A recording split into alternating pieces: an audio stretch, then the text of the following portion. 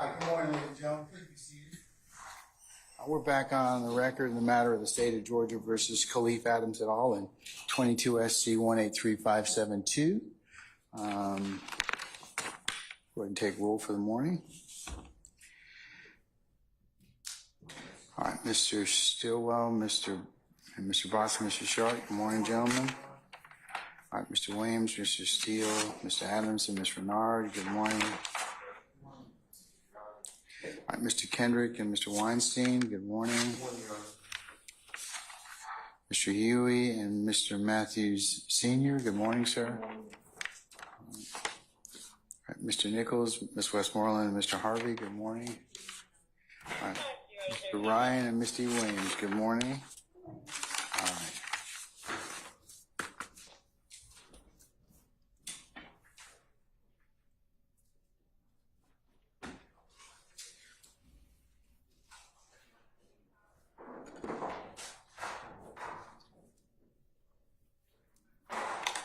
Okay, Mr. Uhowski, Mr. Brown, Mr. Atkins, Ms. Love, Ms. Knight, how are you? Good morning. Okay, all right. Okay, Sergeant Brown, all the jurors present? Yes, sir. All right. Anything I need to take up before they come out? I just want to review my motion for severance again and my request for 105 instructions with regard to the litany of investigations that investigated dentists. So I know you have given me. I continue an objection on those two bases, severance and a 105 instruction. Yes, sir. Okay. Summon our jurors, please.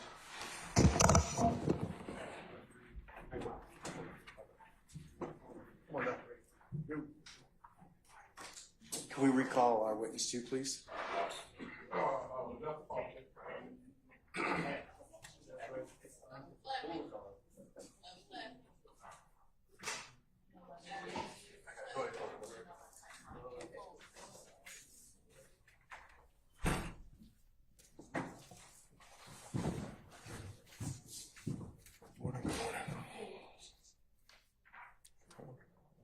Mr. Adams.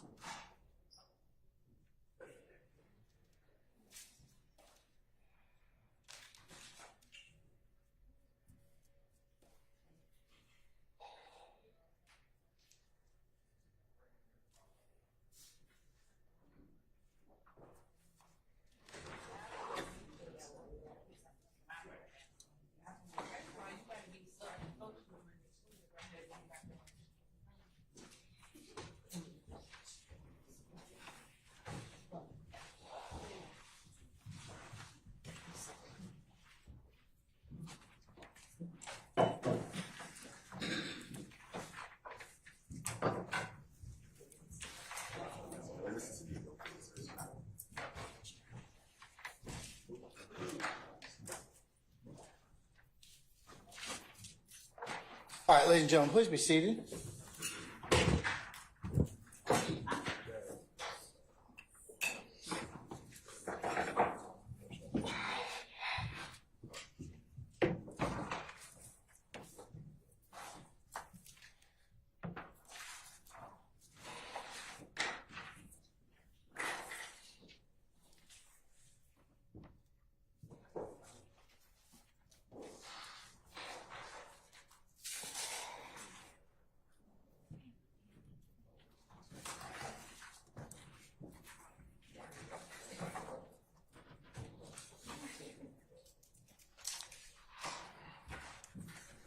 Hi, Judge. I'm George President. All right, thank you, Sergeant Ingram.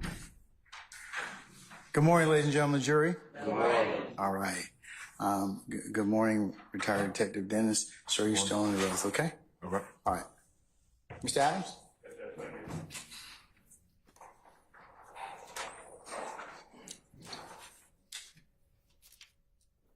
Dennis, welcome back, sir. Good morning. All right. Where to start? One of the things you testified to yesterday, maybe the day before, was in regards to your observations of individuals at the at the compound on the night of April 25th. True? Yes. Right. And you mentioned Trontavia Stevens, yes? Yes. And let's see, I think you mentioned Jimmy Winfrey as well. Right? Yes. All right. And you knew these individuals. You recognized some of them from either previous encounters or just having seen them before. Yes. Okay. Now, one of the people specifically, Jimmy Winfrey, who you knew as Pee-wee or Roscoe, is that right? Yes. That individual, that gentleman, you will ask some questions about whether you followed him on, I don't know if it was Instagram, some social media platform. You remember that question? Yes. You said you did follow him. Yes. You were familiar with him from following him on not just that way, but also from following him on Instagram or, again, whatever platform it was. Yes? Yes. And one of the questions that was asked of you was whether you followed him in your capacity as a APD officer or personally. You remember that question? Yes. Your response was that you followed him in both capacities. No.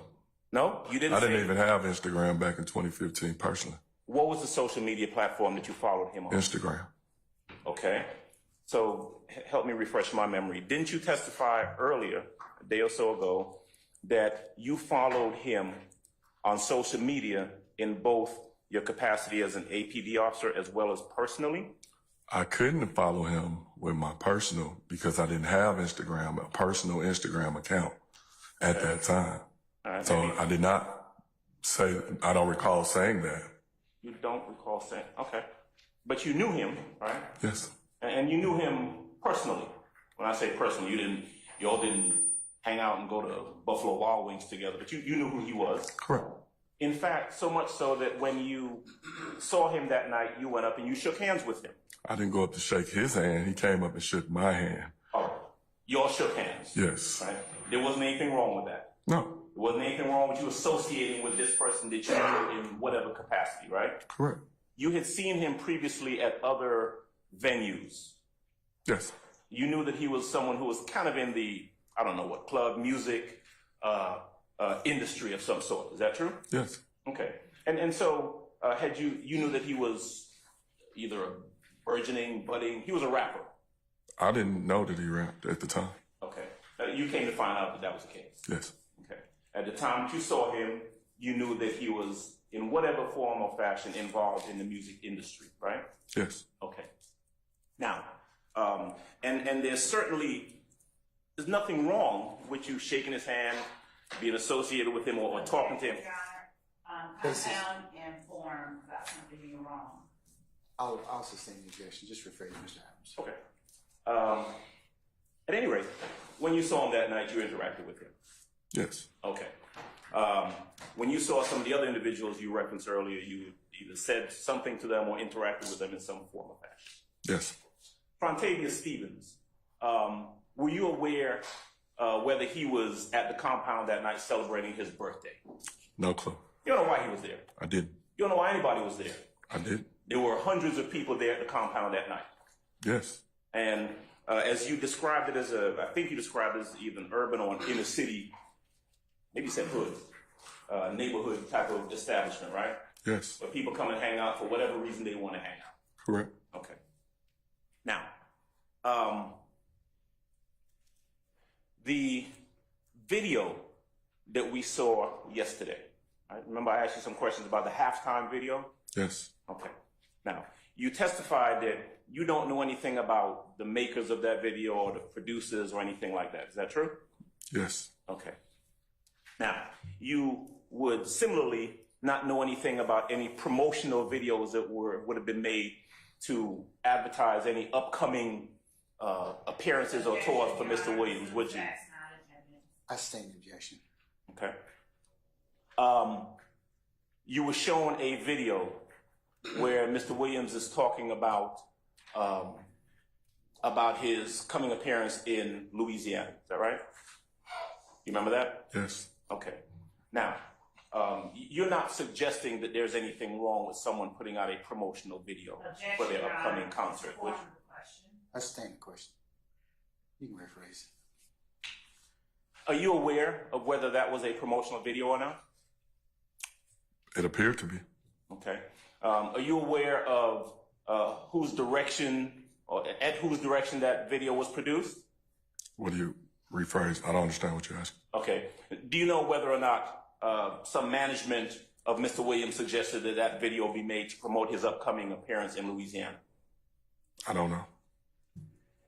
And that's true. You don't know anything about the inner workings of any productions of any of these videos that have been testified to or shown, right? When you say the inner workings, what do you mean? Well, who made them, right? Correct. Who suggested they be made, right? Correct. For what purpose in regards to his profession they were made, right? Objection as to assuming facts, not that. I stand objection. Well, when we talked yesterday, you recollected or you agreed that Mr. Williams, by the time in 2015, you knew him to be a local, national, international performer. Isn't that true, sir? Yes. Okay.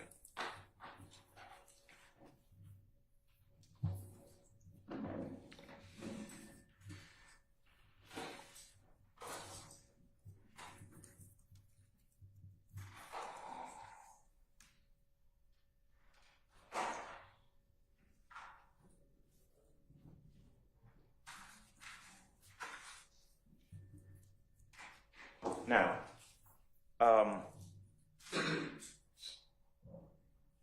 one of the things that you were asked about early on was the different people. You remember the video that you were showing with the cars at the vault? Yes. Okay. And you were asked to describe those cars and whether you knew, what was happening in the video. Remember that? Yes. Okay. I think Mr. Sharp asked this question, but the individual that you saw appear, and when I say the individuals, I'm talking about Mr. Stevens, Mr. Winfrey, the other, Mr. Dolly or Dora, whichever one of the young ladies it was.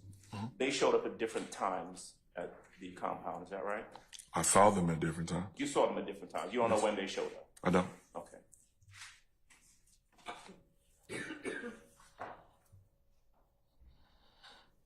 You described them in one of a piece of your testimony as Jeffery Williams's people or something like that. You remember that? Objection, Your Honor, mischaracterizes testimony. I stand the objection. You don't know the phrase. Do you remember how you described them? Do you remember describing them in some form or fashion based on their association with Jeffery Williams? Old. Yes. Okay.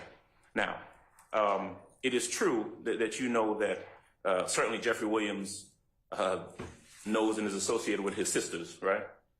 Say that question again. You know that Jeffery Williams, for example, is associated or knows his sisters, right? Yes. Right. But the fact is, all of these individuals that you described were there that night, and Mr. Williams was not, right? As an answered objection. Old. Right? Yes. Okay. And one thing I do want to clarify. You described individuals who were outside of the compound during the course of the night. Remember that? Yes. Now, you said there were a lot of people, a big crowd of people, right? Yes. There were some people standing on street corner. Yes? Yes. Some people standing in line going down the sidewalk, right? Yes. There were some people that were moving towards or appeared to be in close proximity to where the tour buses were parked, right? Yes. Right. Now, do you recall your police report referencing something like 20 or 25 people? Remember that number in your police report? If you got a copy of it, I can take a look at it. Well, let me just ask you if you remember how many people you saw out there that night. A lot. Okay. And other than the names that you mentioned, right, you don't know the association between any number of those people out there, do you? Objection made. Old objection. Do you? I don't know. The ones that I recognized, I know the association between them Right. and where I know them from. Right, but I mean, if you saw 25 to 30 people And you mentioned about, what, 5 or 6 different names of people that you knew? Of the crew, yes. You don't know the association between those 5 or 6 people and the other, do some math, 21 or 20 people, right? No. But Or if they were associated at all.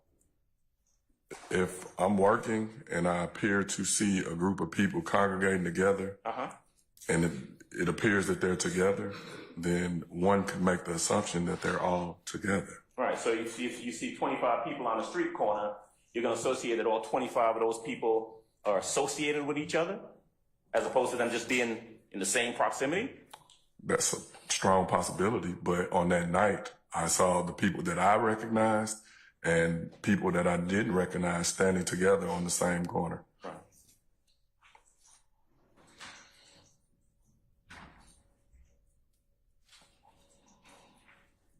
And so I'm clear, the report that you wrote, that we referenced before, was written about a month or so after the night of the compound. Is that about right? That's correct. The night of the compound was April 25th. Your report was maybe May 25th or 26th. That sound about right? Yes. Okay. You were asked a lot of questions about different events, right? Remember that little timeline board thing behind you, right? Yes. You were asked about those different events. Is it fair to say that in most of those incidents, you were not the person going out personally investigating those? Is that fair to say? That's not. No? In a lot of those, there would have been other detectives or police officers who relayed information to you. Is that right? We worked in a conjunction with other detectives. Usually a patrol officer took the initial report. We would then look into that report and then follow up or correspond with other detectives as we needed to. Right. And you keep saying we, right? And when you say we, you mean sometimes you, right? Yes. Sometimes Detective Gaither, right? Yes. Sometimes some other detective, right? Yes? Yes. And a lot of times, a lot of the things that you testify to, right, doesn't come from your personal knowledge. It comes from, Hey, look, when there's an objection, stop talking. well, can I ask a question before she? If there's an objection, stop talking. I'll give you directions after that. Okay. Yes, sir. All right. Basis. Your Honor, he said a lot of the times, and so this day, I'll sustain the objection. You can rephrase, sir. Okay. Information that you've been asked a lot of times, I think the way it was phrased is, in the course of your investigation. You remember hearing that phrase? objection vague, Your Honor. I sustain the objection. Well, in the course of the investigation that you've been testifying about, a lot of the information that you got came from hearsay statements from either officers or individuals. Isn't that true? Sustain the objection. All right.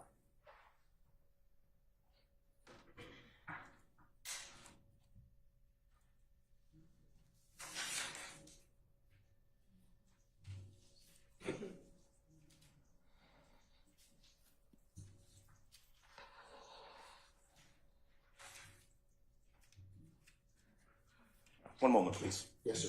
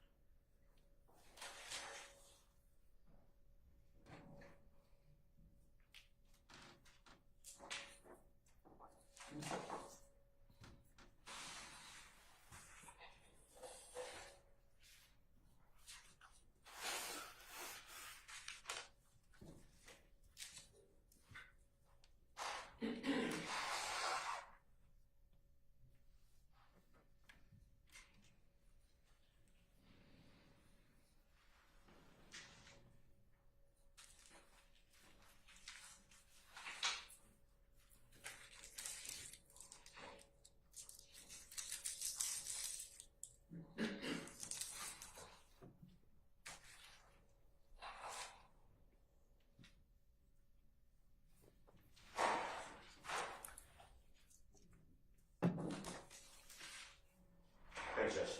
All right. I may have asked you this question before, but in the event that I didn't, let me go ahead and ask it. All right.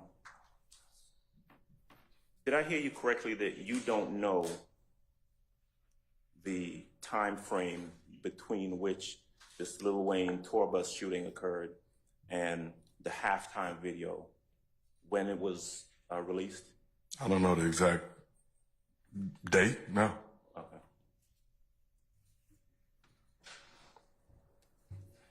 All right. That's all I've got. All right, sir. Anyone else for examination of this witness? Cross? Okay, any redirect? Yes, Your Honor.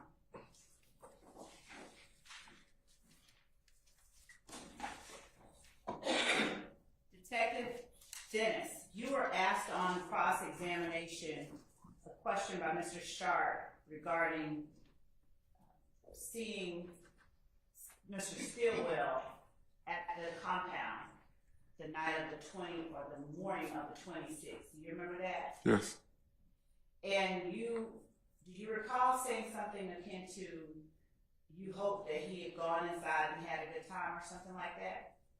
Yes. Was he one of the people that you were told to keep out? Objection, Your Honor. Basis. Your Honor, this is not hearsay. It is. I sustain the objection. Was he one of the people that you were intending to not go into the club to interact with Lil Wayne? Objection, Your Honor. Still calling. Your Honor, the instruction. I sustain Mr. Adams' objection. I agree with Mr. Sharp's objection. On direct examination, did you talk about instructions that you were given regarding what you were supposed to do at the club? Yes. I sustain the objection. When you saw Mr. Stillwell, did you intend to follow or carry out the instructions that you were given as it relates to what was happening inside the club? Oral, sir. Can you repeat the question?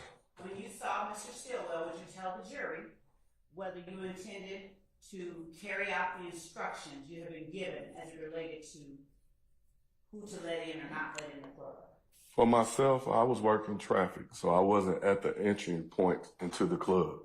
Like I said previously, there are about 15 officers placed throughout the club. My assignment was traffic. The officers at the door would be the ones that would make the decision on who came in or not. That was not for me to make that decision. And when you were asked on cross-examination by Mr. Adams about following Pee Wee Roscoe, and you talked about separate Instagram accounts that you did not have or did have. Mm-hmm. What did you mean when you said you didn't have a personal account? What did you mean? I had a UC undercover account. I didn't have Instagram myself up until probably recently, so couldn't have followed them personally. Okay. And when you were asked on direct by me whether you followed him in your capacity as an officer or personally, what then did you mean when you said both? When I say both, just Your Honor, ask and answer. I sustain the objection. You on cross-examination told Mr. Adams, do you recall, that you did not follow Pee Wee Roscoe in both your personal and official capacity. Do you remember that? yes. What did you mean when you said that you did? What I meant when I said that was just because I follow him, it wasn't like I was following him with the intentions of him breaking the law. I met him when he was young. I've watched him do different things within the music. I'm happy for him. I wish he would have stayed on that track. So at the end of the day, when I follow him, I'm not following him to necessarily build a case or something. Now, did you encounter Mr. Winfrey at any time after the Lil Wayne bus shooting where he offered you anything? Yes, at his probation office. All right. And do you recall around the time of the year that was? I think that was either Monday or Tuesday following the bus incident. And what happened at Mr. Winfrey's probation office? After we located his name, we reached out to his probation officer. His probation officer had him come meet her at the probation office. My partner and myself, in a plainclothes capacity, were there as well. As soon as he saw me, can I curse? You may say whatever it was that he said. It's It's not offered for the truth of the matter. It is a pronouncement made to Officer, at that time, Detective Dennis, that is not being offered for the truth of the matter asserted. The fact that it was made is the evidence that we are tendering. The fact that it is made is not a proper response to It a is. hearsay objection, and we don't have any of this information to be on record. Yeah. That's a speaking objection. I'm gonna overrule the objection, okay? Go ahead. Answer it. when Mr. Renfrey saw me and my partner sitting there, he said, "Oh fuck," and he went into his pocket and got money, and he walked up to me and said I was tripping the other night, and I looked at my hand and I said, "What's this? I don't get down like that." And he just kind of, it's cool or whatever. And at that point, my partner and I looked at each other, knowing what we were there for, like you just pretty much told on yourself. And what did he put in your hand? It was $200.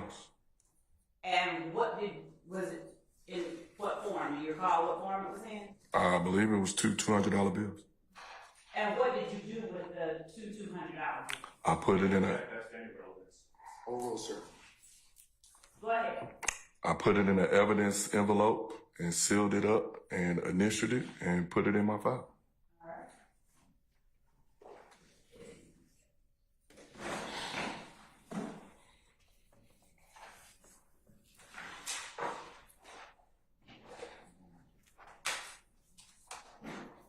John, I have can we approach briefly? Sure.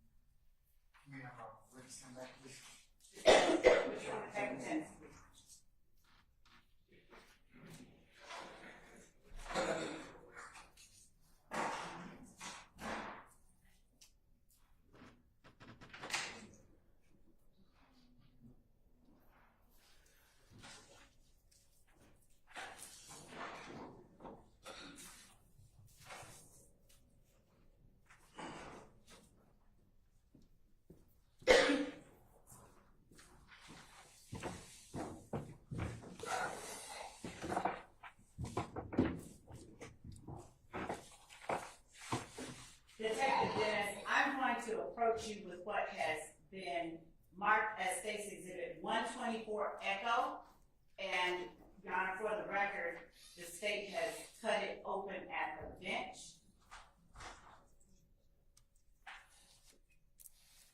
Detective Dennis, do you recognize what has been marked as State's Exhibit 124 Echo? Look at both sides.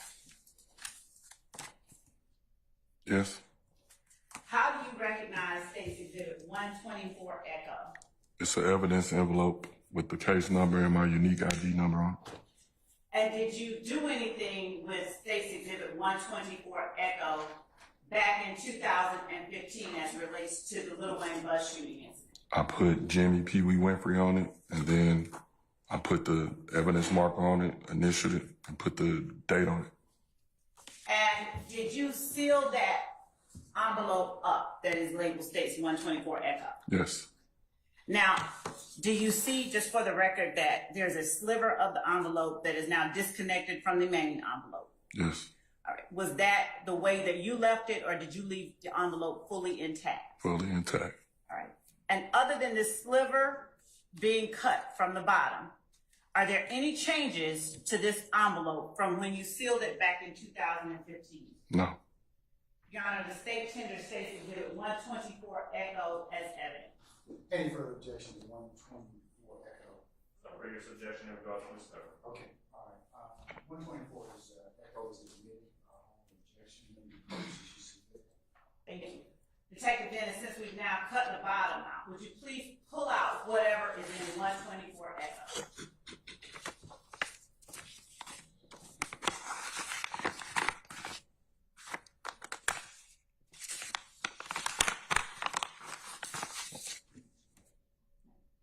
Would you turn around and hold it up to the jury? You can stand up and tell the jury what you're holding in your hands. $200 bills. Two $100 bills? Yes. All right. And where did those two $100 bills in the sealed envelope from 2015 come from? Mr. Jimmy Winfrey. And is there any kind of date on those two $100 bills in terms of the date the money was manufactured or anything? Are you able to see that? It say Series A 2003 at the bottom, I guess. And that's both or one of them? Both. And are there any serial numbers on the bills? Yes. What is the serial number of both bills? Just read them in sequence. One is F as in Frank, L as in Lincoln, 848-707-55, B as in boy. The other is D as in David, F as in Frank, 49037-880, B as in boy. Thank you.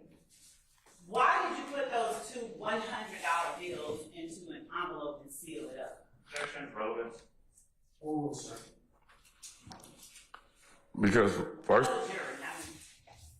first off, I was insulted because that's an insult to what I stand for. Objection, that's the relevance. Without talking about your insult, is there any reason beyond your feelings of insult that you put those two $100 bills into that envelope? So we can maintain it and have it as evidence, or just to pretty. So that it was done? Objection to the testimony by the prosecutor. I'll sustain objections to the. All right. Use your words. Say again? Move to strike. Also, ladies and gentlemen, disregard the last The prosecutor's last word. prosecutor's last. In your words, why, beyond your level of insult, did you put the two $100 bills in the envelope? So that we have it, and so that it's stated for the record that you can't buy me.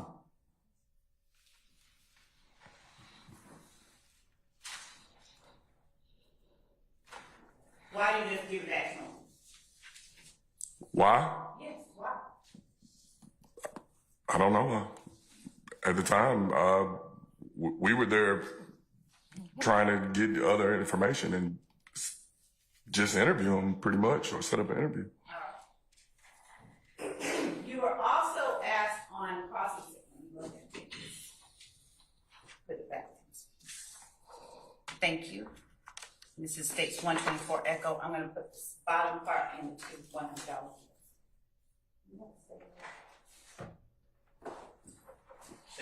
Yes.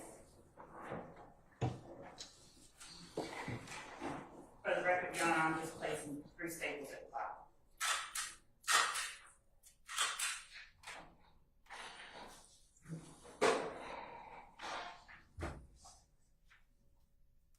You were asked on cross-examination by Mr. Adams about who managed the halftime, I'm sorry, not the halftime video, who may have instructed Jeffery Williams to do the video where he talked about being in New Orleans or in Hollywood. Do you recall that? Yes.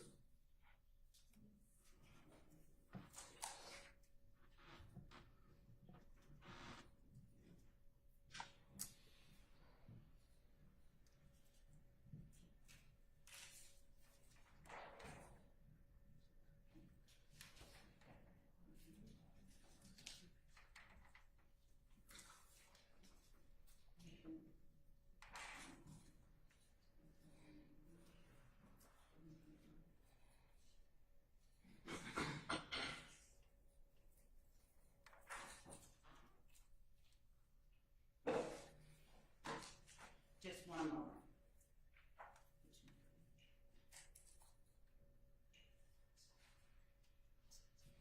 I'm going to put back on the screen 117 Echo, which has already been admitted as evidence.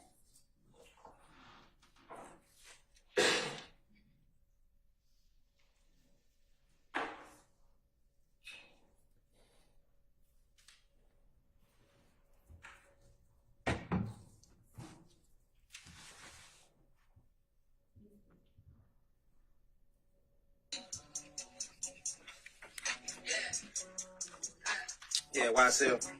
Carter 6 coming out Friday, first show. New Orleans, Holly Grove. Fuck, nigga.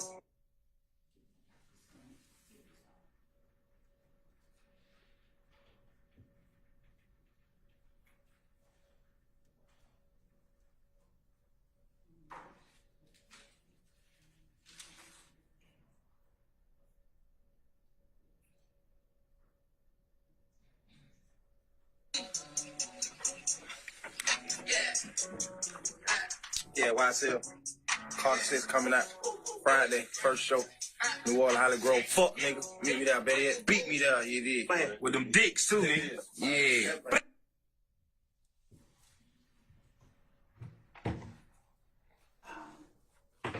Now, when you were answering the question about promotional videos by Mr. Adams, is this the one that you were talking about, 117 Echo?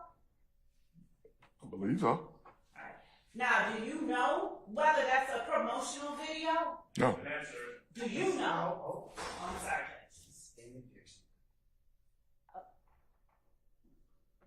How do you personally know whether this is a promotional video? Objection is going to have to answer. Not how, Your Honor. He just asked on cross-exam. I'm also saying phrase it. Do you recall answering? Do you recall answering Mr. Adams' question about that being, or whether that 117 Echo is a promotional video? Do you recall answering it? That's all I'm asking. Yes, I guess. All right. And do you recall answering, yes, it's a promotional video? Your Honor, I'm going to object to number 1, with the attorney testifying, and the witness's testimony will speak for itself. Foundation for the question.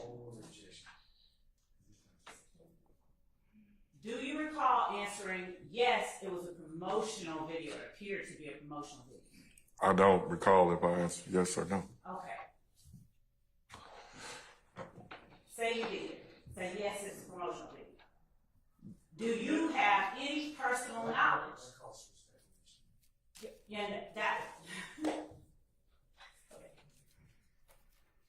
So, can you, not saying whatever your speculation is, but can you, from your own personal knowledge, testify truthfully one way or another about whether or not this is a promotional video? No. Okay.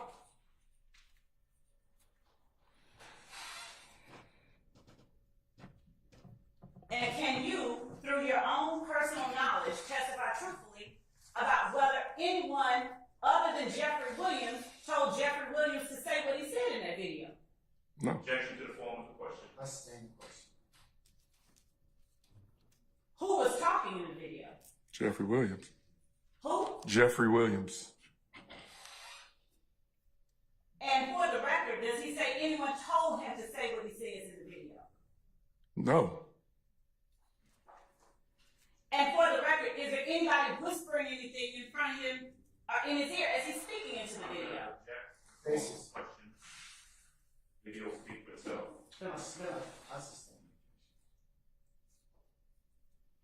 And because the record, Your Honor, can't reflect the next question I'm going to ask him if there's an objection.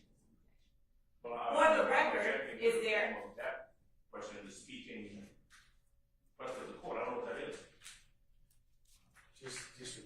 I'm going to disregard counsel's statement, ladies and gentlemen. You'll be instructed to do the same. Just state the question. Okay. For the record, is Defendant Williams reading from any piece of paper as the video progresses? Speculation. Hold on. That was Mr. Matthew's speculation. What else was there? That's me, Judge. Objection false to speculation. Do you need to say it again? Can you repeat the question again?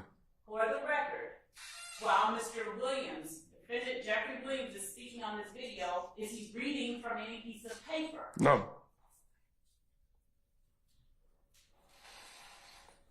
And do you have any personal knowledge of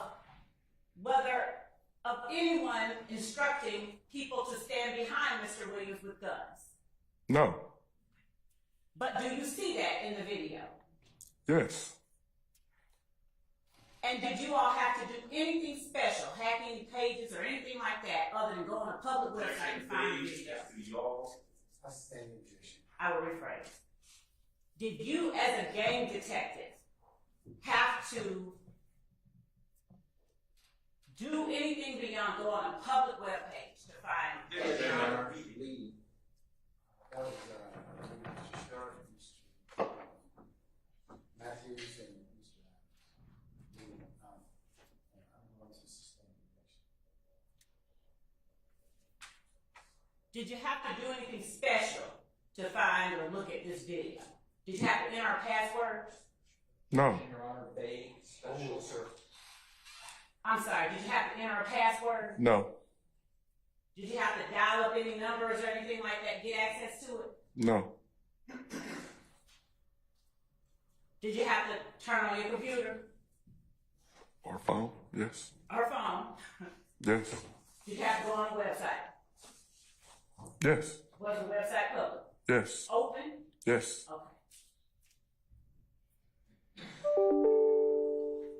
Did you have to do anything with respect to your law enforcement credentials? Did you have to enter any law enforcement credentials to look at this video? No.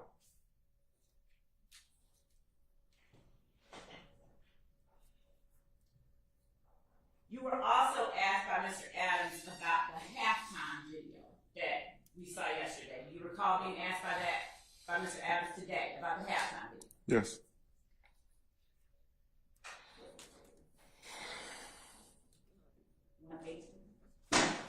Now we're going to put up on the screen 118 echo.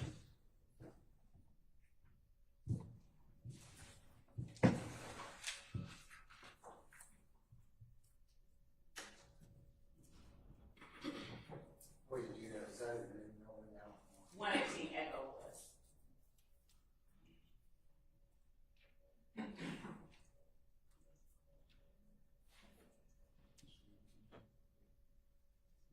Would you like us to make sure before we Hang tight, yeah. hang that? Yes, I should. Okay. It's finished. Yes. Okay.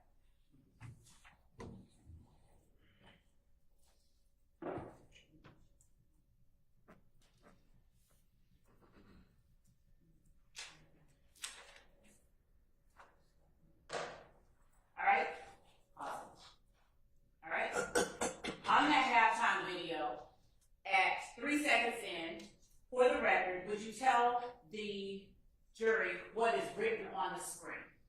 It says by Director BLB. And that's B-E space E-L space B-E. Correct. And who is in the framing as that said, as that language is written? Jeffery Williams. Go ahead.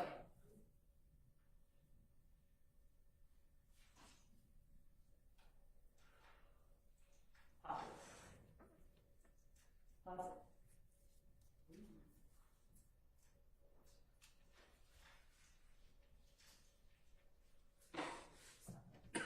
And at 11 seconds in, what is written on the screen? Also directed by Young Thug. And do you know who Young Thug is? Yes. Who is that? Jeffery Williams. Continue.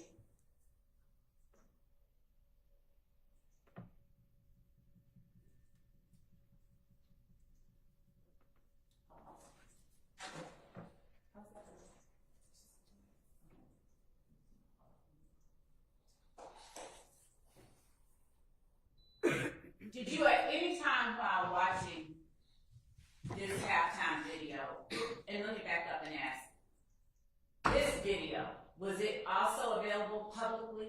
Yes. Did you have to put in any special credentials to see this video? No. And was it open for anyone to look at? Yes. At any time in this video, just for the record, did you see any words, lyrics written by someone else? No. Did you see written by someone else? No.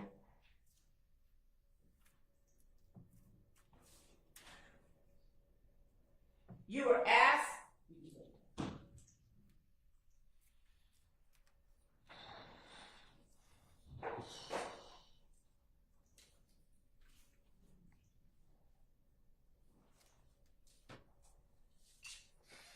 You were asked by Mr. Sharp on yesterday about seeing Shannon Stillwell do certain acts the night or the morning of the 26th of April 2015. Do you recall being asked a series of questions like that by Mr. Sharp? Yes. During the time that you were assisting in the investigation of the Lil Wayne bus shooting, did you learn of any... Objection, Your Honor, calls for hearsay, confrontation clause. Your Honor, I haven't asked him about what anybody said. Oh, objection, sir. Did you learn of any publicly available social media back and forth between Jeffery Young Thug Objection. and Lil Wayne? Assumes facts not in evidence. I'll just say that objection.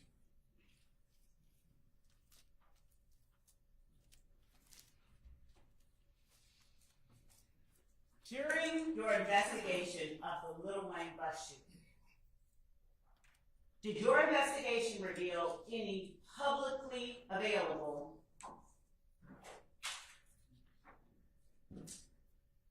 messages and media Yes. between Jeffery Williams and Lil Your Honor, I'm Wayne? going to object. It's the same question, and it assumes facts not in It is evidence. not, Your Honor. I'm not. Also subject to the court's previous ruling. Your Honor, I must say.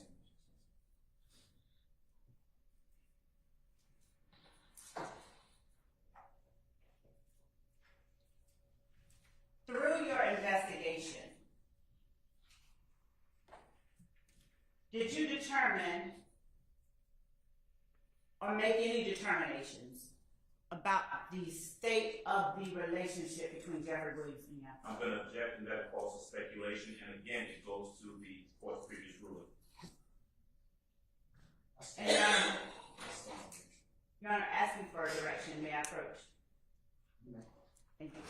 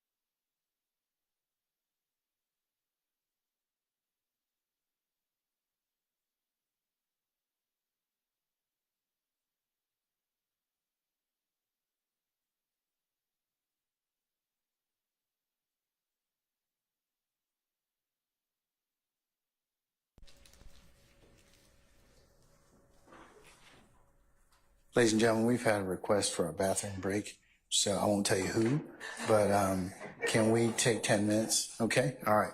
Okay, everybody can take 10 minutes, please. All right.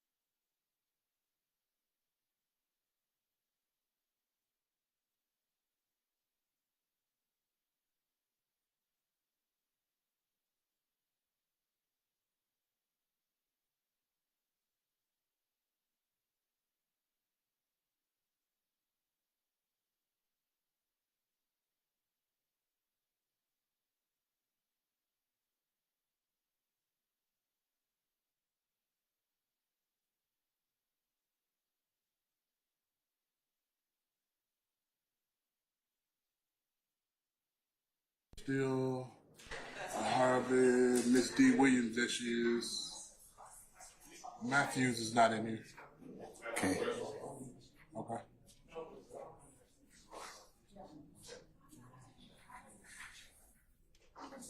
Okay, where's Mr. Matthews? Is he? That's true.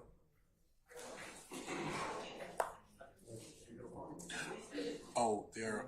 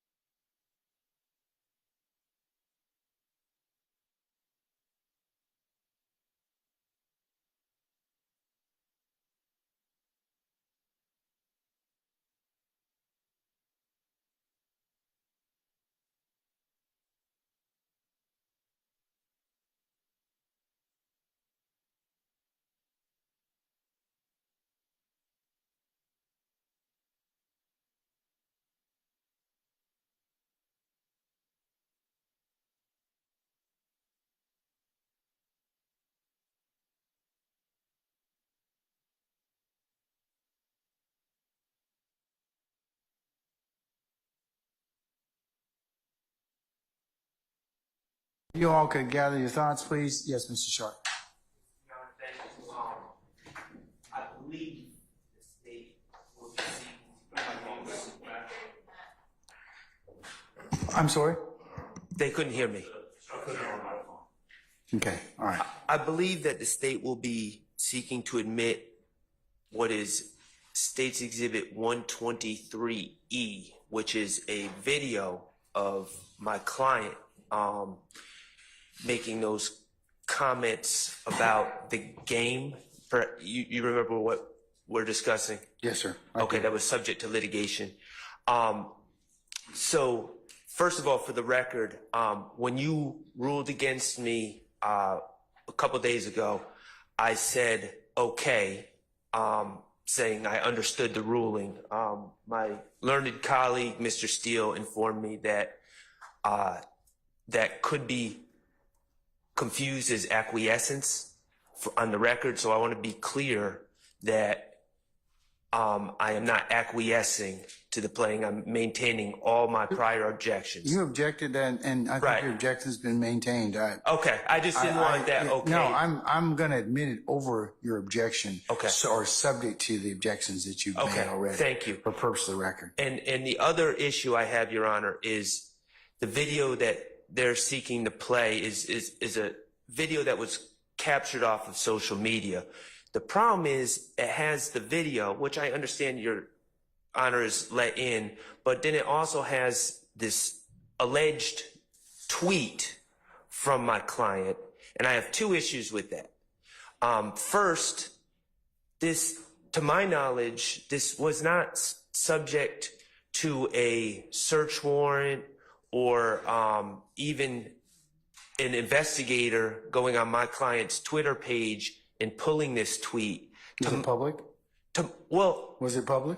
it was published, not Public? by, No, I said, is it public? it is public. So it was well- obtained from a public site. Well, but it's obtained from someone at College Kids website or whoever put this social media post up. We have no idea where they got it from. So, I mean, I don't believe that proper authentication. We've had this discussion before, and that was part of your objection. So I've heard it. I'm still going to overrule it. Okay, well, and then in the event that you were going to overrule me, my other issue with it is those should be two separate state's exhibits. There should be a video, and then there should be a tweet. There should not be a video with a tweet embedded by collegekids.com or whatever the social media website they got it from. Those are two separate pieces of evidence, and they should not be displayed together. That's how it was displayed for, I guess, to get clicks on social media. But that's not really how, in my opinion, we should be doing it for trial. Those are two separate pieces of evidence. And so I would object. I would ask that the tweet, if Your Honor is going to find that there is authentication for the tweet, at least it should be removed from that video or darkened out off of that video, and then they can also admit the tweet. State, the last issue in regards to the video and the tweet. So it was the defendant's video of him posting and his social media handle, his words. We can make it two separate, but we don't think that there's a need to because he's the one that posted the two together. He being the defendant. I don't. And I'm not sure if Mr. Shard is speaking of the one where we had the long tweet after. I don't believe what the state said. I don't believe it to be true.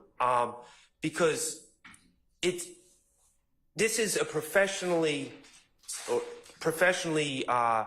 curated thing where they have the video and a tweet on top of it, and I'm sure the state can play it, but to my knowledge, I don't even know if my client is a person who posted that video, but also to my knowledge, there's no evidence that my client released to the public a video of himself with a tweet of, allegedly, of him tweeting as part of the same digital media. I think that was done professionally by whoever owns collegekids.com.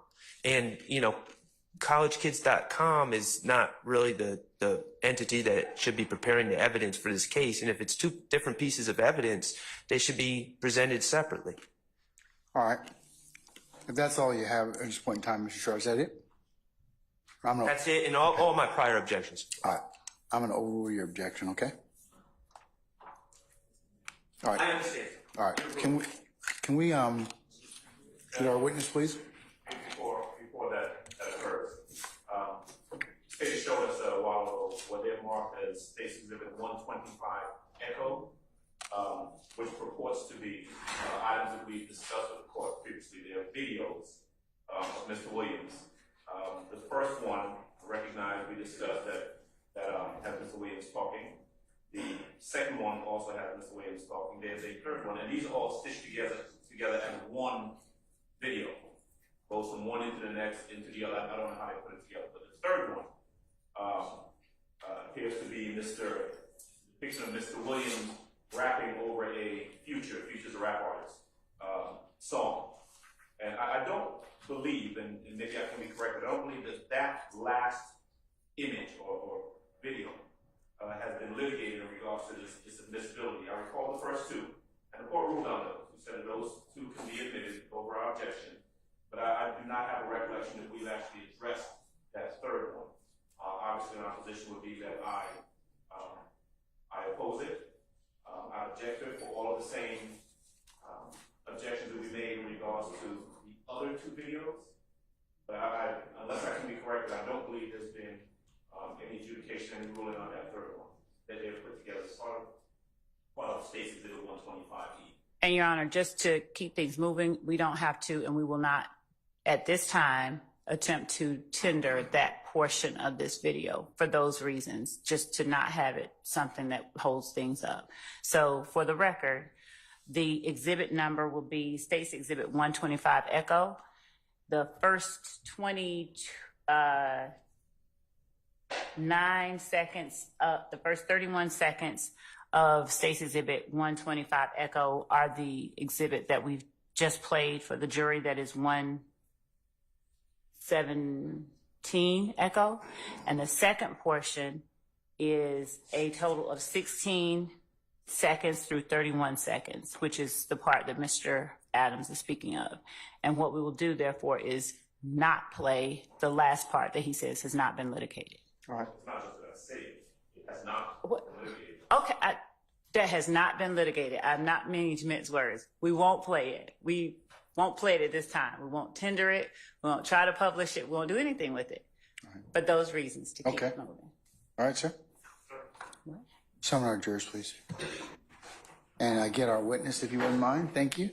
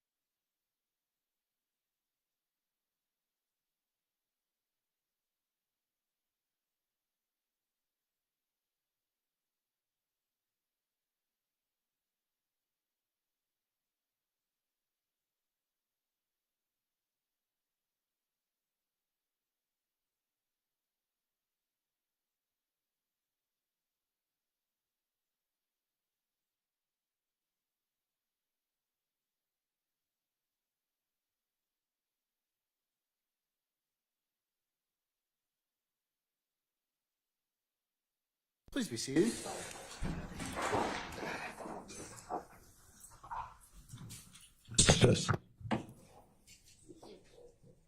I'll just bring it down. All right, thank you, Sergeant Ingram.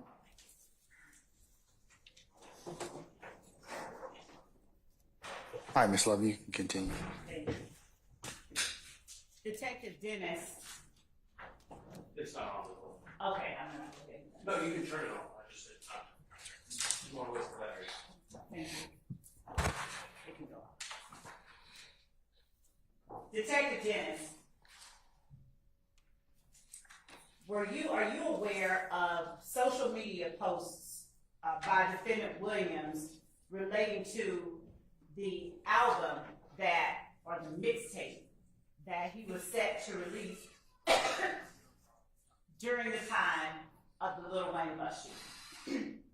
Yes. I'm going to show you State's Exhibit 125 Echo.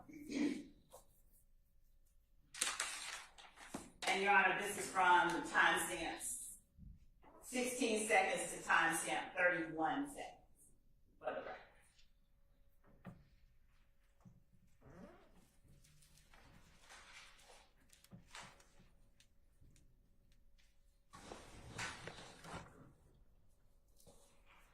Making sure it's all stuff from 16 seconds to.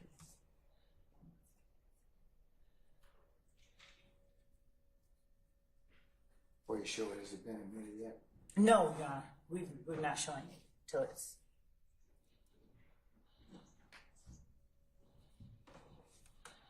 Not that part, just the first one.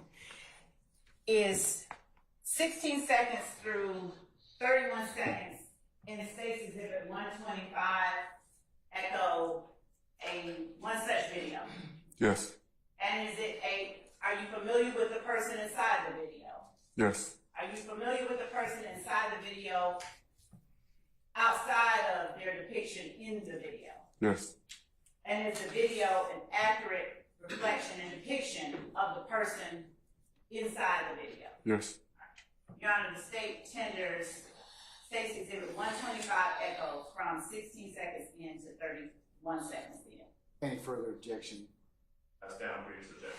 Okay, all right. Subject to the court, previous objections and ruling, the court will admit 16 Echo over objection. It may be published as you see fit. Thank you, Your Honor. Not yet. 125 Echo. He said 16 Echo. Is it 116 Echo? 125. It's 125 Echo. Okay, all right. I'll correct myself. Thank you.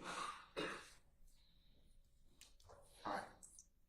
Detective Dennis, during the time that the Lil Wayne bus shooting happened, did you say that you listened to Lil Wayne's music?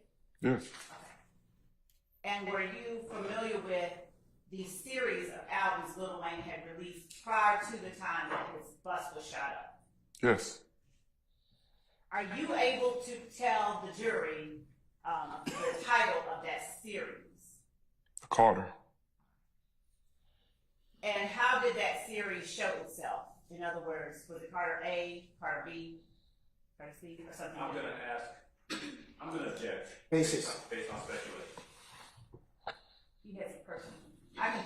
I'm going to sustain the question as to form speculation. You can rephrase. Thank you.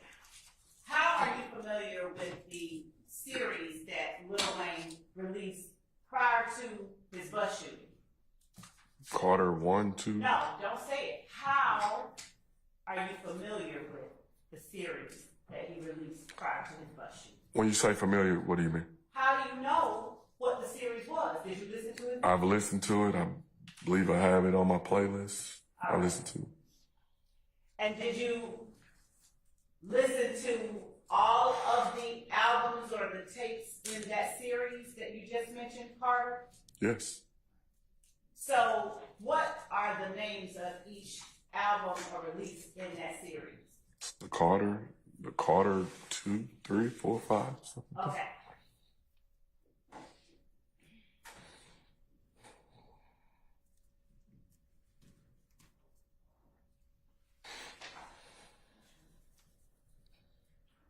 So I'm gonna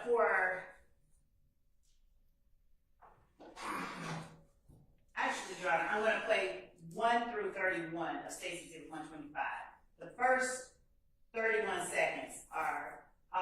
contained in State's Exhibit 117 Echo.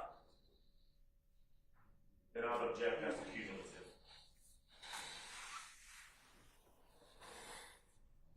Overruled, sir.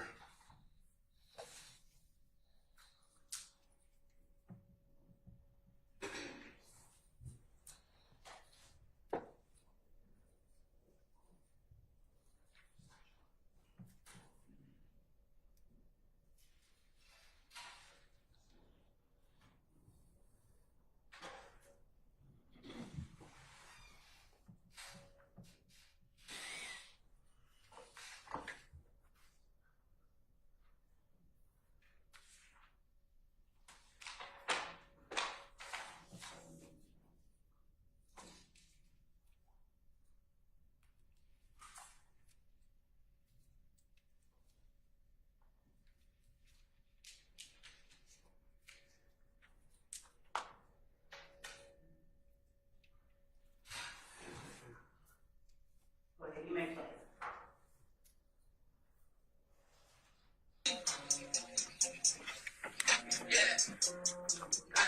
Yeah, YSL. Carter 6 coming out Friday, first show. New Orleans, Holly Grove. Fuck, nigga. Meet me there, better yet. Beat me there, you did. With them dicks, too, nigga. Yeah. Can't name the mixtape Carter 6, cause these fuck ass niggas trying to sue. Shit like some hoes. Big old blood, so I'm going bar the 6. On the fucking way.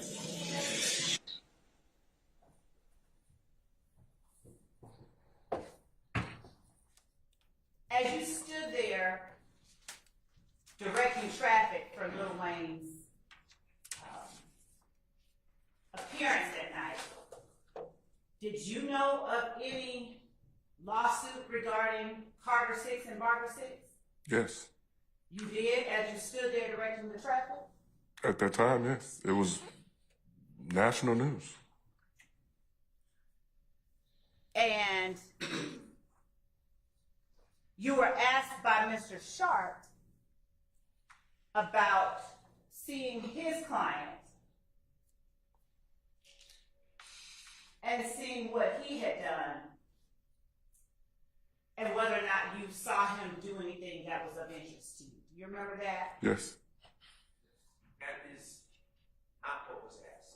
What's your basis for your objection? The misstated. All right, I sustain the objection. Do you remember being asked by Mr. Sharp about Shannon Stillwell? Yes. Now, have you also had an occasion to view Mr. Stillwell on social media, public social media, making commentary? Yes. All right. I'm going to show you what we have marked as State's Exhibit 123 Echo.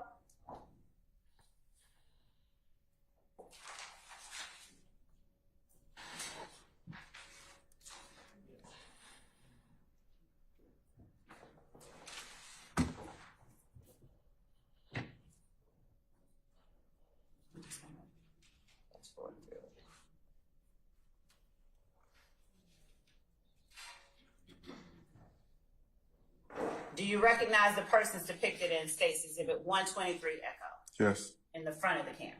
Yes. All right. And is this one such public social media posting of Shannon Stillwell? Yes.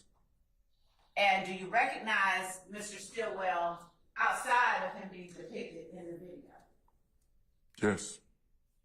And do you recognize, let me just say, is it a fair and accurate depiction of Mr. Stillwell? Yes.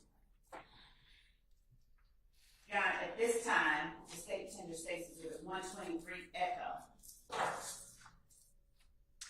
I object authentication, foundation, relevance, and all other previous. All right, and they're noted, Mr. Sharp, and I will admit 125 Echo, 123 Echo over objection. They may be close, it's just.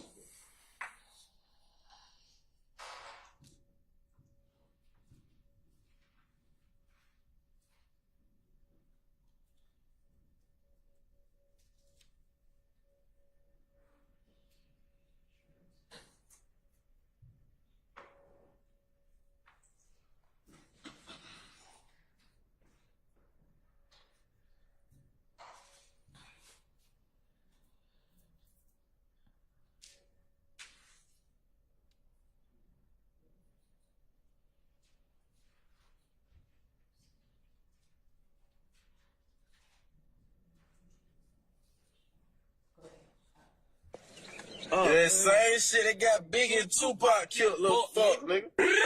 Pussy ass nigga, get your bitch ass killed. YSL for life. Yeah, Can't come that low. Hey, gang, you bring your pussy out here, you gonna see me. I'm at your fucking neck. Fuck anybody. Did you recognize Mr. Stillwell in the video? Yes. And for the record, where is Mr. Stillwell as we sit looking at the first clip of the video? The person on the screen in the front of the video. And the person seated behind Mr. Stillwell and to the right of Mr. Stillwell. If you Just a second.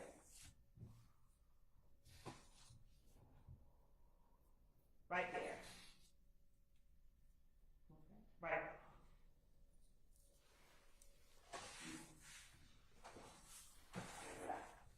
And Go ahead. the person depicted on the screen to Mr. Stillwell's behind him, not where the hand is, just behind Mr. Stillwell. Who is that person? It's Quindarius Zachary. And is he also YSL? Yes. That's at 15 seconds. Thank you.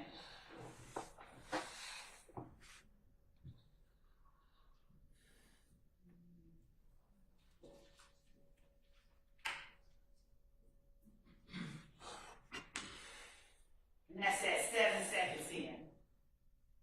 And 8 seconds in. The person besides Mr. Stillwell, whose face is shown at 8 seconds in, is that the person you were referring to as Mr. Zachary? Yes.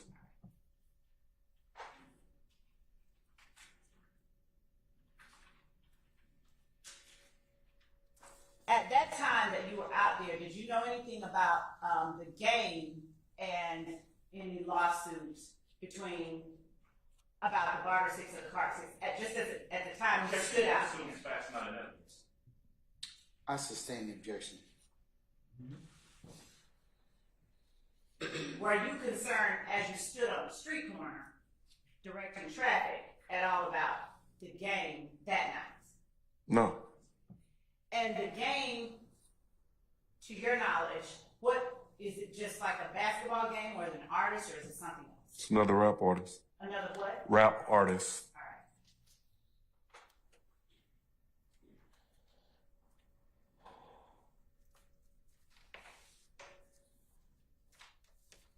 You were also asked on cross-examination by Mr. Adams about seeing individuals, a group of 20 to 30 people at the compound. You remember that? Yes.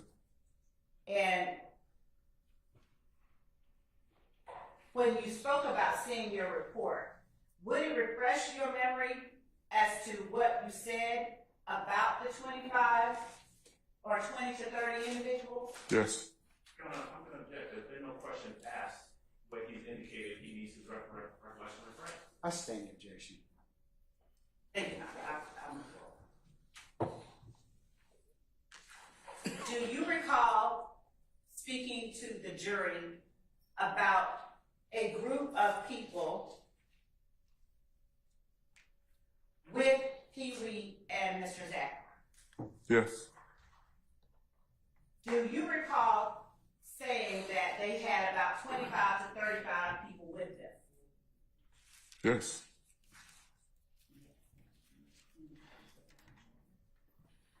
As you were being asked by Mr. Adams about the association of the people in that group, do you recall that? Yes. Are you able to tell the jury why you surmised that Mr. Zachary and Mr. Winfrey had 25 to 30 people with them? I'm going to object to the form of the question and misstates the testimony previously. I sustain the objection. You can rephrase. Yes, Your Honor. Do you recall what you reflected in your report about the people with Mr. Zachary and Mr. Winfrey the morning of the 26th? I can look at my report. Would looking at your report refresh your memory? Yes. Your Honor, the state is approaching with State's Exhibit 113 Echo Romeo. That already been shown to defense counsel? It has. Okay, all right. Thank you. just read over it. Don't read it out loud. Starting at the paragraph where I have my finger.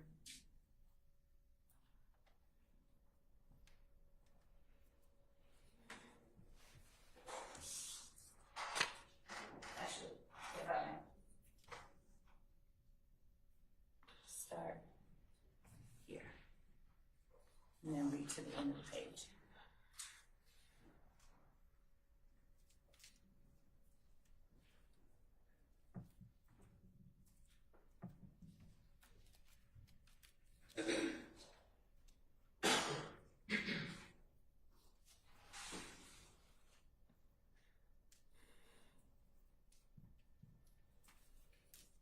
And if you need to flip over and keep reading, go ahead.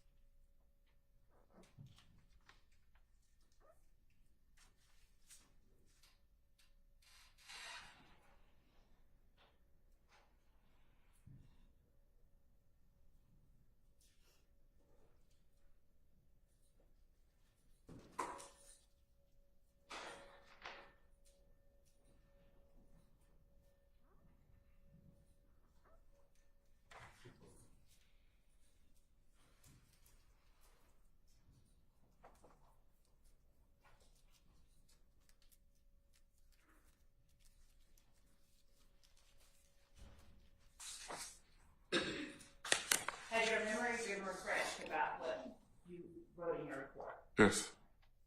And Mr. Adams asked you about writing a report in May of 2015. You remember that? Yes. When you wrote the report, were the events of the morning of April 26, 2015 fresher on your mind then than they are today? Yes.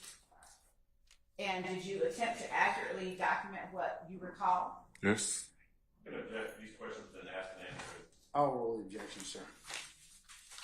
Now, having refreshed your memory, can you tell the jury, one, whether you observed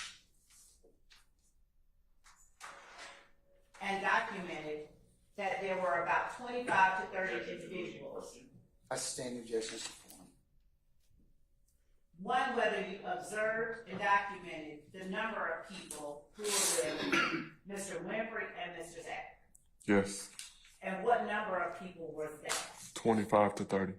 And do you recall why it is that you documented that they were all together? Because at some point I saw them on the corner standing together. Did they also move together? To the best of my knowledge, yes.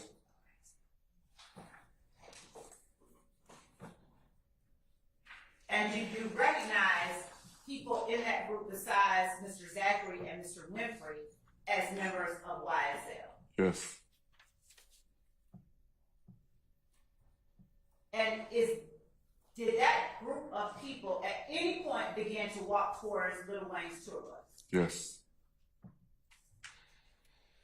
And as that happened, them walking towards Lil Wayne's tour bus, did you all do anything? And by you all, I mean you and any other person working with the Atlanta Police Department. Yes, me and other police officers attempted to disperse and to keep them moving. And was it before or after that point that you observed the handgun on the wheel well of the green Explorer? Probably after. Would reading your report refresh your memory? Yes. All right.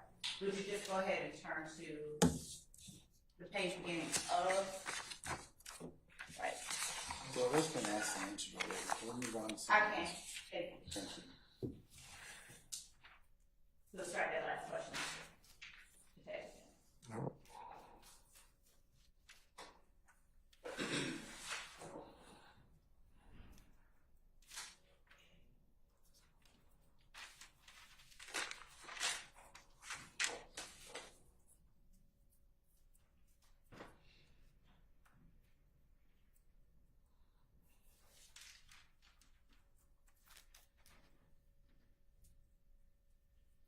Did Mr. Sharp ask you about where Shannon Stillwell was on the morning of April 26th. Do you remember him asking you questions about that? Yes. Now, were you with Mr. Stillwell before he arrived at the compound with Mr. Garlington and Mr. Stevens? Was I with him? Yes. No. And were you with Mr. Stillwell after he left the compound? No.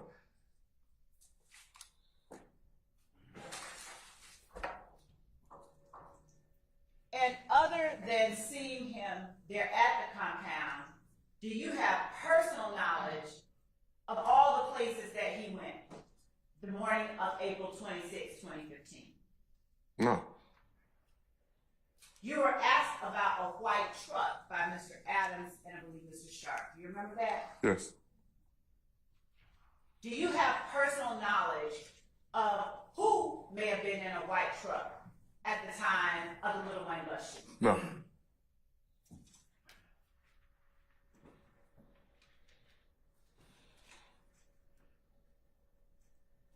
And do you have personal knowledge of where any member of YSL, where all they went after they left the compound? No.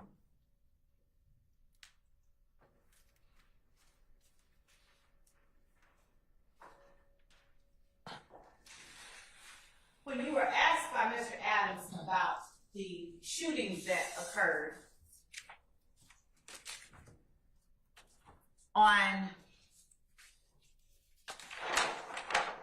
the timeline that we have up here, do you recall Mr. Adams asking you whether or not it was true that Kenneth Copeland pulled a gun out on you and Detective Gaither? Yes. Do you recall what your response was? Objection has been asked and answered. I sustain the objection. Did he ever pull a gun out on y'all? Objection has been asked and answered. Sustain the objection. Now,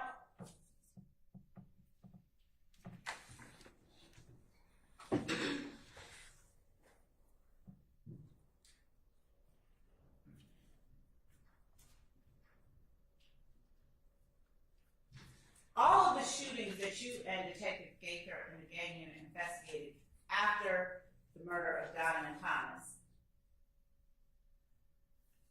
are you able to tell the jury why it is that you all were assigned those shootings? That's been asked and answered. I sustain the objection.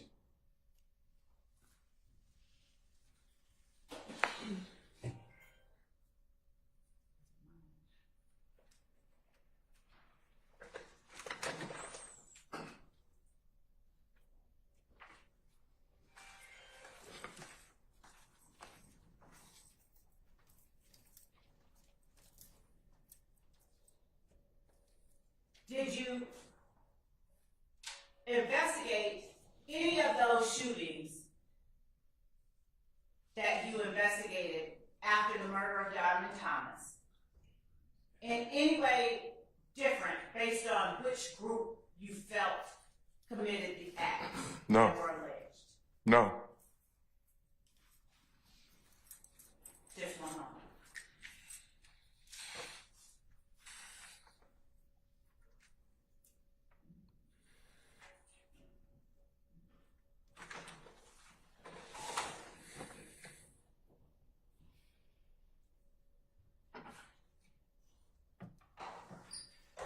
You were asked about Mr. Copeland getting shot at in the earlier parts of January 2015. Do you remember that? Yes. Was Mr. Copeland the only member of YSL getting shot at during that time? No.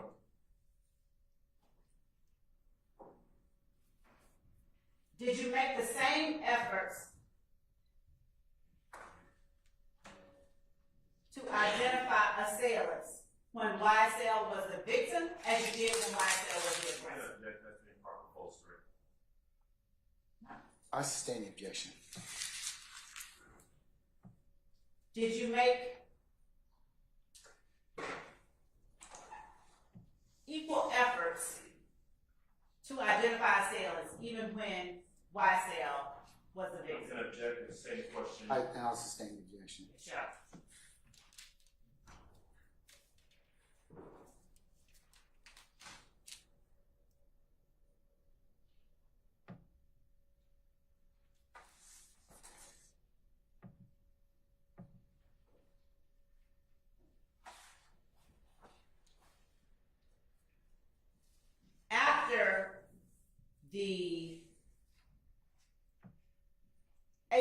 28, 2015 shooting at the home of Entrevia.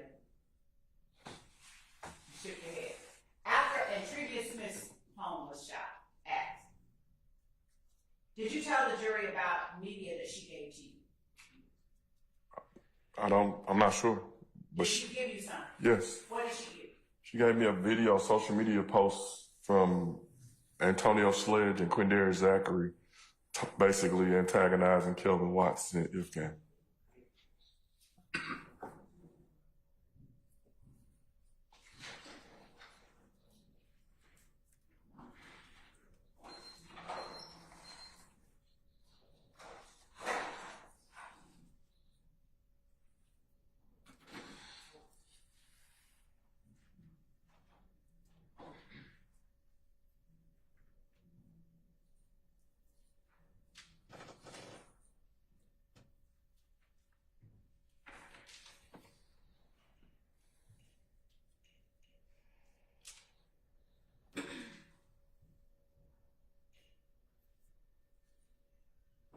And did you find that video of any value in your investigation? Yes. Did you utilize that video in any way to make, as Mr. Adams put it on cross, corroborate anything that someone had told you? Yes. I'm going to object to that. Never asked that question. This stage, of the question. I'll sustain the objection. Do you remember Mr. Adams asking you whether or not you tried to verify what the streets were talking about? Yes. All right.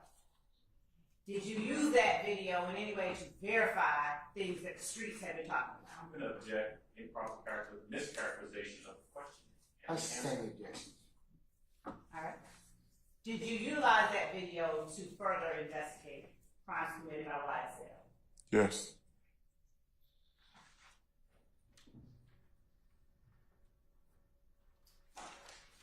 When you were given information during your investigation, did you attempt in any way to speak to other people about the information maybe one person had given? I'm going to object as to vague other information. I'll sustain the objection. When you spoke with one member of YSL and that person gave you information, did you try to corroborate it with other members of YSL? Yes.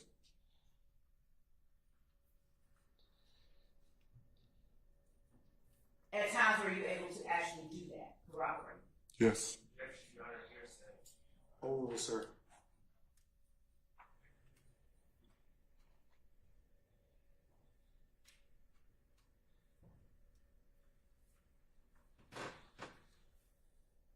Did you use the connections or the Objection compare? to the leading question. I haven't finished. Objection to the leading question. I'll wait and let me hear the question, Mr. Adams. Did you use the shell casings collected in the drive-by shootings that we talked about to in any way corroborate information? Yes. Ms. Lovey's already testified about that. Can we move on to something else? Yes, sir. Okay. Just one moment.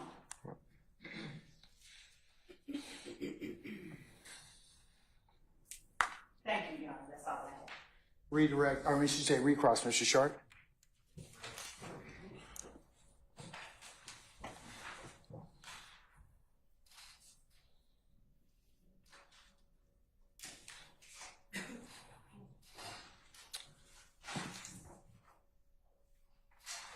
Investigator Dennis, good afternoon.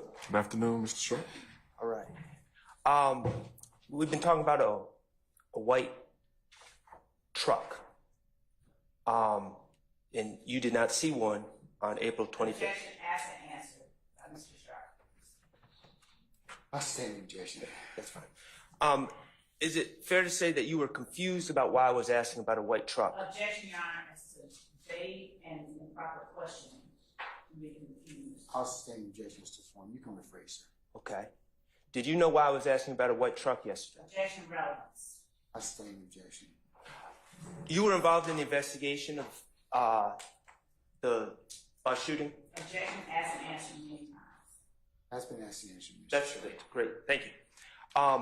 Are you not aware that Alvin Lewis, the bus driver, described two cars zooming by? Objection, Your Honor, as to you testifying or telling the witness about the testimony of another. I'm gonna overrule the objection. Are you not aware that Alvin Lewis, on the night of the shooting, described two cars driving by on the driver's side of the bus? One being... Objection, Your Honor, mischaracterization of testimony. I'll sustain the objection to form. You can rephrase the question, Mr. Sharp. Are you not aware that Alvin Lewis described a white truck driving by the bus at the time of the shooting? Overrule, ma'am. Are you not aware of that? I wasn't aware of that, no. Okay. And he also described a white sports car. Who? Are you aware of that? Mr. Alvin Lewis, the bus driver. To my knowledge, yes. We just watched a video, I believe it's 123E. I would ask, Would you like us to do that for you? yes, actually, could you please, and you don't, just to begin, just pause it.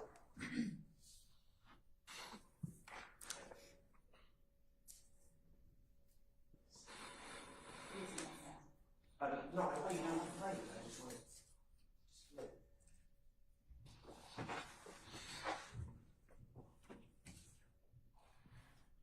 Oh, okay, Investigator Dennis, that is my client, correct? Yes. Okay. Now, did you pull this video off the internet? I don't recall. I just know that at some point I viewed it. So you don't know who pulled this off the internet. Do you know when it was pulled off the internet? It was pulled off during the time that we were this investigation. Do you know a date? I do not. Do you have a police report indicating a date of when it was pulled? I do not. Do you have a police report indicating who pulled it off the internet? I do not. Okay, at balleralert.com, why is that on the bottom right of this video? Because it was probably screen grabbed from balleralert.com. So balleralert.com is a website that reposts things? Is that correct? Yes, How many people, is it a popular website in your opinion? it is. Okay, millions of people view balleralert.com? Yes. Okay, what about Repost Wiz app? Why is that there? It probably was screen grabbed on when it was pulled. Okay, and in the beginning of this video, I don't believe it was played, but you're familiar with this video, correct? Yes. Doesn't it have something in the beginning, even before Ms. Stilla comes on, that says college kids or something to that nature? If you play it, I can see. Well, it's been edited out here. Objection, Your Honor, we have that one, and it has not been edited out. There are two different. So, What's the base for the objection, madam? The testimony that has been edited out that Mr. Sharp has made. So, objection to the testimony of Mr. Sharp. I'm gonna sustain the objection. Ladies and gentlemen, you usually disregard counsel's last questions. so we got a video. Oh, I'm sorry, Your Honor. You can rephrase, sir. I'm sorry. We have a video. You don't know who posted the video, but you're recognizing my client in the video. Yes. Okay. And somehow it goes through Repost Wiz app and then ends up on Baller Alert where it's viewed by potentially millions of people. Yes. All right. All right. Let's talk about the game. You're a fan of hip hop. Yes. Okay.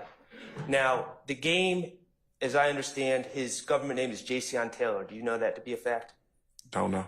Okay. The game is a West Coast artist out of California, correct? Yes. Okay. The game, even in now we'll just say 2015. Again, we don't know when this was posted, but as of 2015, you would agree that the game was a very popular artist. Yes. Okay. Wins awards, known in the hip hop community. I'm over the objection. Wins awards, known in the hip hop community. Objection compound. I sustain the objection. Wins awards. I don't know if he wins awards, but he's a popular artist. Okay, known in the hip hop community. Yes. On videos, back when videos were on TV, the videos would actually be on TV, correct? Yes. MTV, BET. Objection, Your Honor, vague as to what the question is. I sustain the objection. His music videos would be played on MTV, BET. Objection compound, and objection speculation, and objection foundation as to where and when any of this person's music videos. I'm gonna sustain the objection, Mr. Short. Have you seen his videos, his music videos? Him being who? Him being who, sir? Game. Have I seen his videos? Yes. Yes. On TV? Yes. Or social media or YouTube or whatever they. The Game is not Dwayne Carter. Correct. Objection, Your Honor. Those are two different people, correct? I withdraw that. Okay, you can answer that question, sir. Yes, two different people. Okay. And The Game, I'm talking about April 25th, 2015, was not a concern of yours that night, correct? Correct. The Game was not performing at the compound, was it? No. He was not ever advertised to perform at the compound that night, correct? No. Okay. You are aware, you said you're familiar with my client. Yes. You're aware that he, like many people in Atlanta, was an aspiring rapper, correct? Correct. Okay. You're aware that he would rent studio time, correct? Objection, Your Honor, that would call for speculation. There's no foundation for I it. sustain the objection. Okay. This post that went to Repost Wiz app and then to this video that ended up on repostwiz.app and then went to Objection, Your Baller. Honor, as to the characterization of this post being posted on repostwiz.app. So what's your objection? To that. So mischaracterization of the testimony. I sustain the objection. This- I sustain the objection on the grounds. Just go ahead. This video that includes Repost Wiz app and at Baller Alert on it. Do you know how many millions of views this video received? I don't. Do you know how many millions of clicks on this video occurred? Objection, Your Honor, as to the number and basis and foundation. I'm asking if he knows. I sustain the objection. Are you aware of any other post that this aspiring rapper made that ever got nearly as many clicks as this video? Your Honor, to vagueness, speculation, I sustain assumes the- facts Are- not in I evidence. sustain the objection. Are you aware? Objection, he's already sustained it. Let him pose the question first, madam. Are you aware of how many clicks this video received? Objection, Your Honor, calls for speculation. I'm asking if he's aware. I You sustain can the say no. objection. Speculation. Do you know I of any sustain the other? objection already. Go ahead and pose Do you it. know of any other video that this man has ever posted that's received this much attention? Objection, that would assume facts not in I evidence. sustain the objection. Okay. The game's been to Atlanta since 2015, correct? Objection, foundation. I sustain the objection. Do you know if the game's been to Atlanta since 2015? Objection, relevance. I'll rule that. You can answer, sir, if you. I don't know. Are you aware of any violence that ever came to the game in any visits to Atlanta? Objection, Your Honor, foundation. I sustain the objection. Do you know of any violent acts that have been committed against the game in Atlanta? Objection, foundation. I sustain the objection. I'm asking if he knows, Your Honor. If he doesn't know, he doesn't know. Sir, you can answer that question. Do you know of any violent acts that have fallen upon the game? I'm aware of a post between the game, Jimmy Winfrey, and I believe the basketball player OJ Mayo making a post about squashing the beef, but that was initiated by this said video. Yes. Okay. Well, I'm going to ask you again. Are you aware of any acts of violence? No. Okay, thank you. Anything else? No, that's it. All right, Mr. Adams? Yes, sir.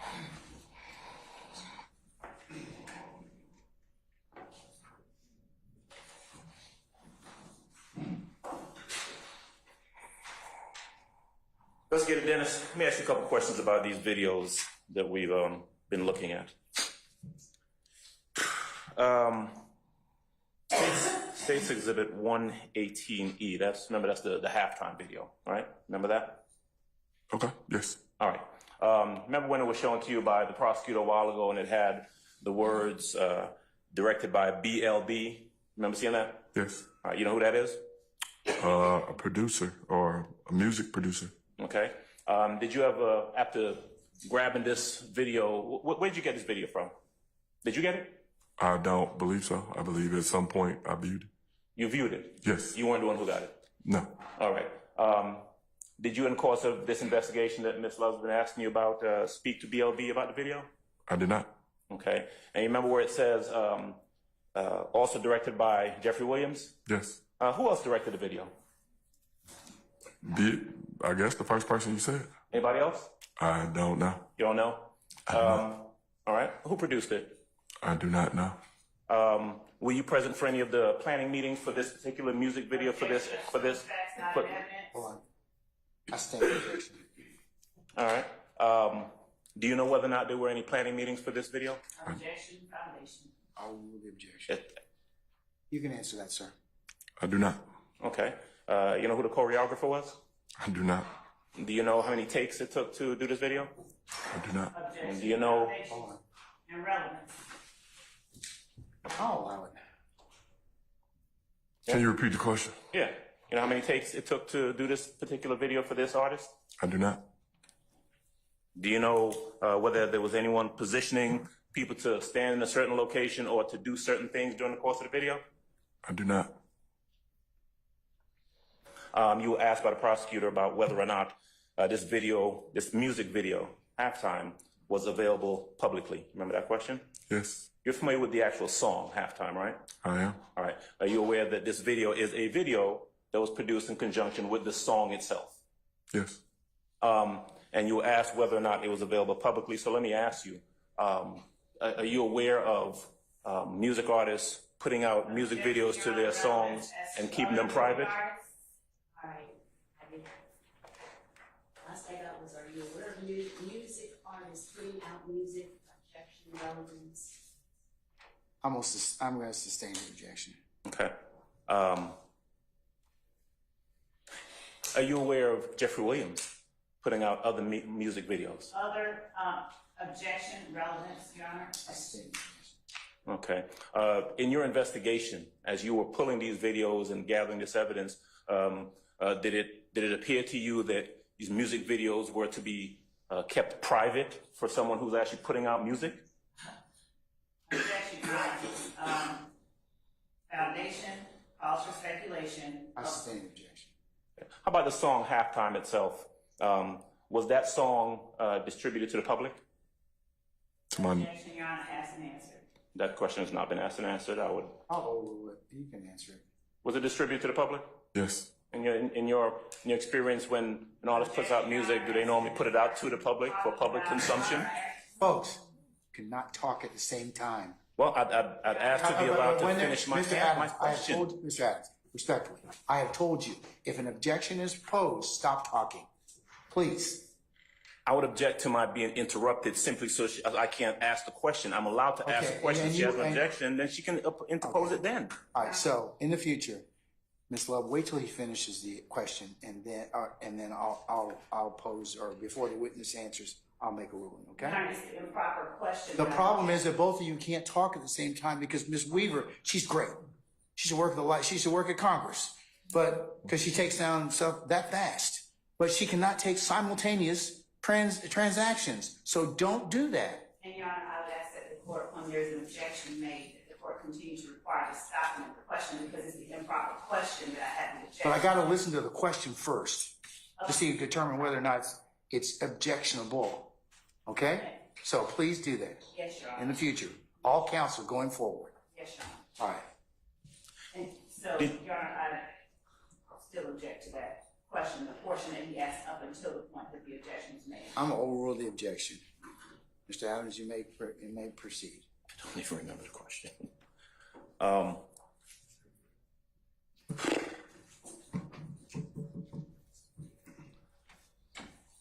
As you were looking at and pulling these videos for the entertainer Jeffery Williams, Young Thug, did you pull other? Characterization, Your Honor? He hasn't finished yet, Miss Love. If you do that again, we're going to have some problems. Yes, Your Honor. Do you know Jeffery Williams to be an entertainer? Yes. Do you know him to perform under the name Young Thug? Yes. During the course of your investigation, you testified about this particular video that the state showed. are there other videos that you also looked at and pulled? Other music videos from Mr. Williams? You said, are there other videos? Yes, did you, during the course of your investigation, pull other music videos from Mr. Williams? Objection, Your Honor. They irrelevant. I'm gonna overrule the objection. You can answer, sir. Yes, I've sir. viewed other videos. I don't know necessarily pulled.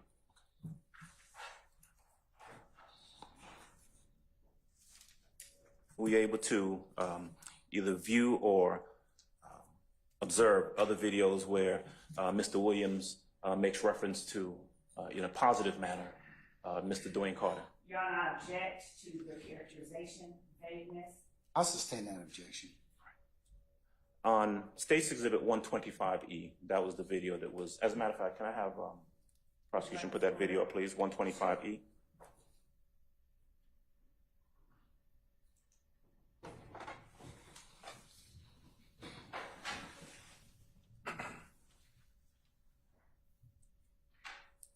Which section? The whole thing? The whole thing, 1, 2, I believe, 31 seconds, the portion that the state played previously.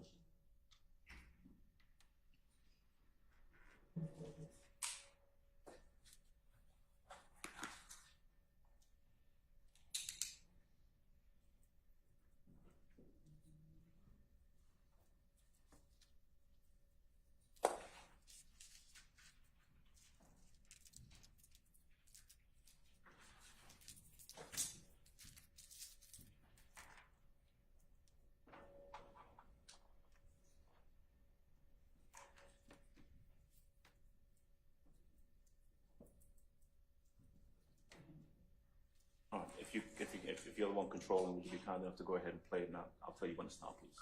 Go ahead. You can play it now.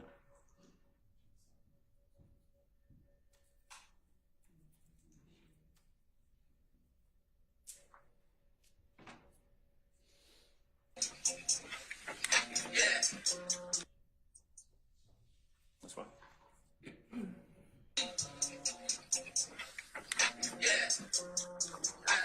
Yeah, YSL. Carter 6 coming out Friday, first show. New Orleans, Holly Grove. Fuck, nigga. Meet me there, better yet. Beat me there, you did. With them dicks, too. Yeah. Stop it right there, please. Can't name the mixtape Carter 6 because these fuck ass niggas trying to sue. All right. Would you agree that these are two different videos? Yes. Do you know what's taking place in the first portion that we saw? What's taking place? Your Honor, ask the answer. I'll sustain the objection.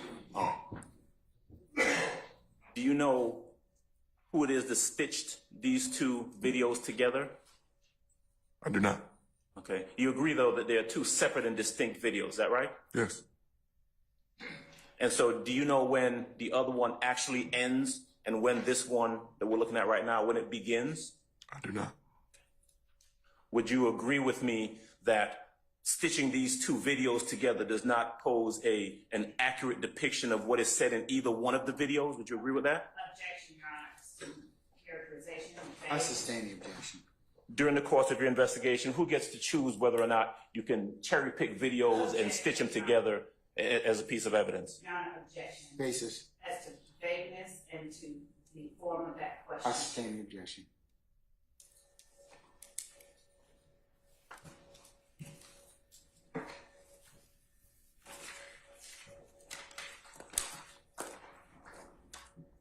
Thank you, Ms. Atkins. You can take that down, please.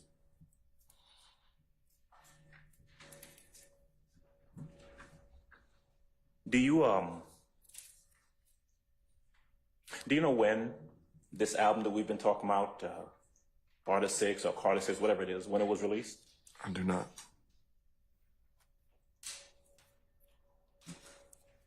Did you have any conversations with the producers or directors or writers of that album, Carter 6? Any conversation with them?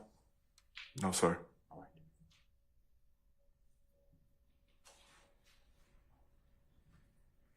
Do you have any personal knowledge about this lawsuit that is referenced, that Mr. Williams references in that portion of the video? I do not.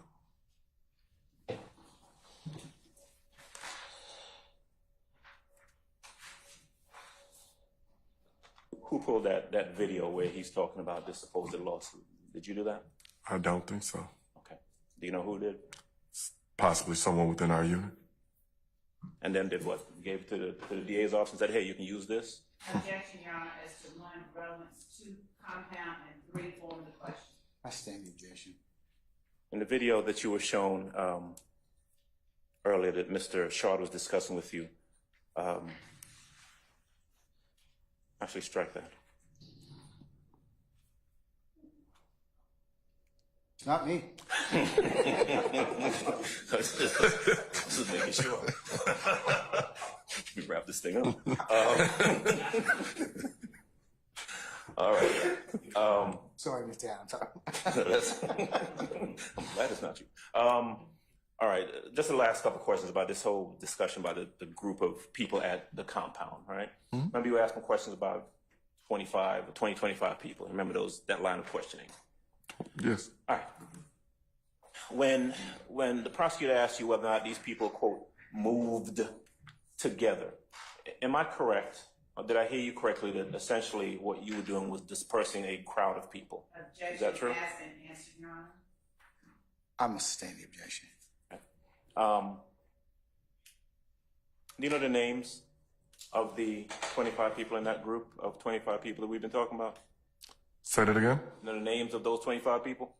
I gave you the names of the people that I could identify, that I knew names of. Right. And the other people, you don't know? Not sure. That's all I got. Thank you, sir. Any other examiners? Yes, Mr. Matthews. Investigator Dennis, good afternoon, sir. Good afternoon. How are you? I have a few questions for you. Sure. You recall holding up those two $100 notes? Yes. You testified earlier that Jimmy Winfrey offered you those currencies at the probation department, correct? Yes. Now, this was actually at the probation department of Mr. Jimmy Winfrey, correct? Yes. All right. And his probation officer was there that day, correct? Yes. You were there that day, correct? Yes.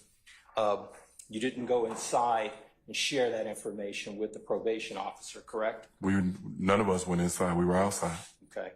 You did not reference that particular alleged transaction in any case note that you prepared in connection with that investigation, correct? No.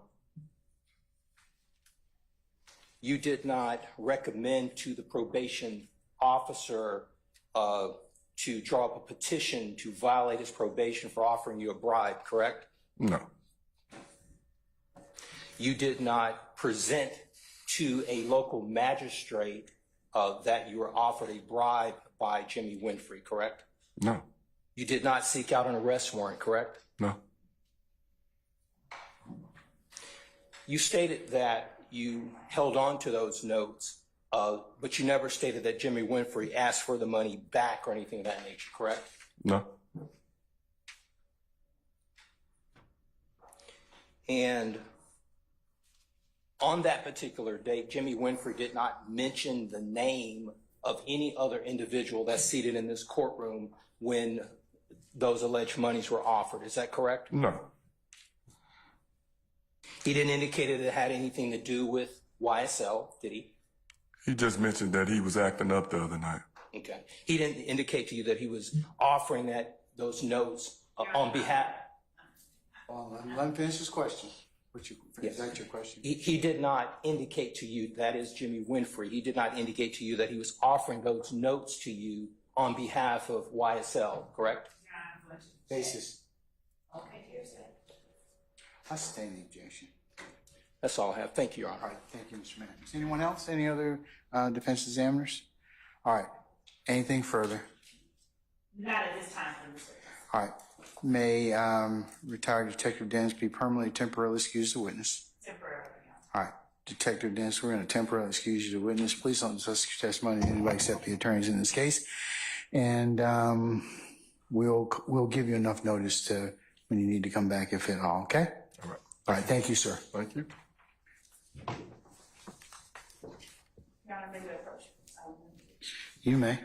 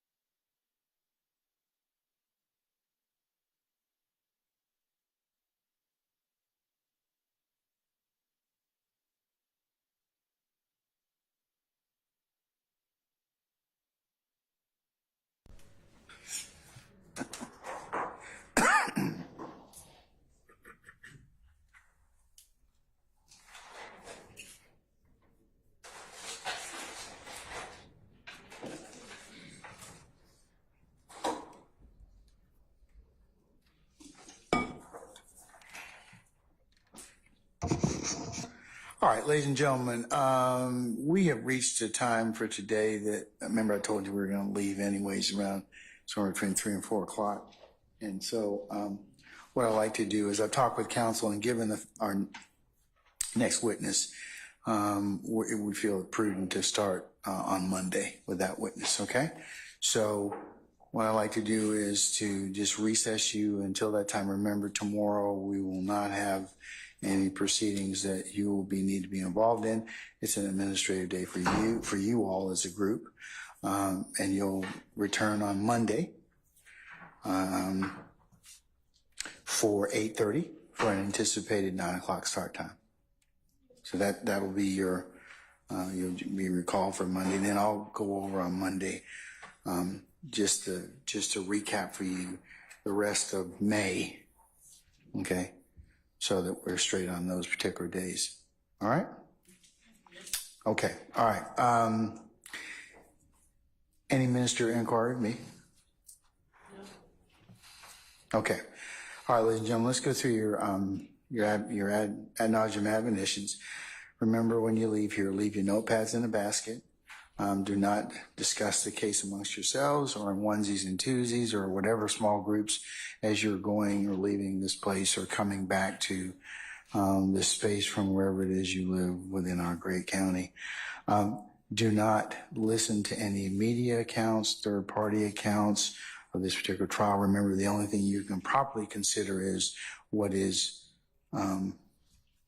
presented within the four walls of this courtroom. Remember, you're not to go to any third-party sites. You're not to augment your understanding and education by talking or otherwise referencing any other sites, because remember, you can only consider what's presented here.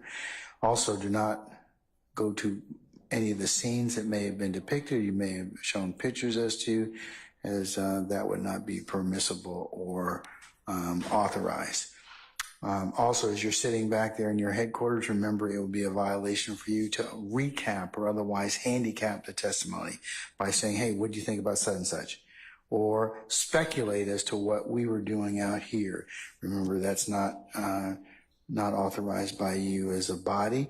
You can consider the case only when it's properly submitted to you, and the court gives you the appropriate instructions on how you're supposed to begin that process. All right, and then, ladies and gentlemen, if anybody, third party or otherwise, tries to reach out to you, you remember what your duty is to let myself and Sergeant Ingram know immediately that some type of contact has been attempted either via social media, be any other emails or any other, or in person. But that would be your duty to tell us about that.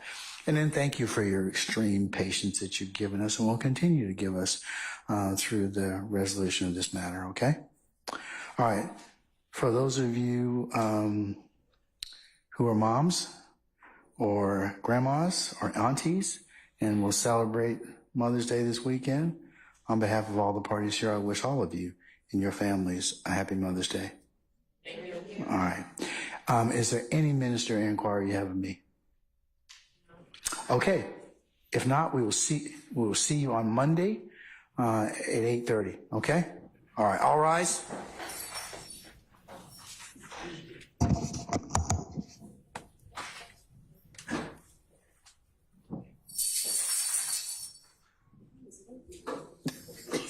You slept enough. He's looking at me like, what's the deal? All right, ladies and gentlemen, please be seated. Our jury has left us. Okay, from our conversations at the bench, is it the state's intention to call Detective Racy next? Yes. Okay. First thing, is he going to testify on camera or off camera? Just one moment. So,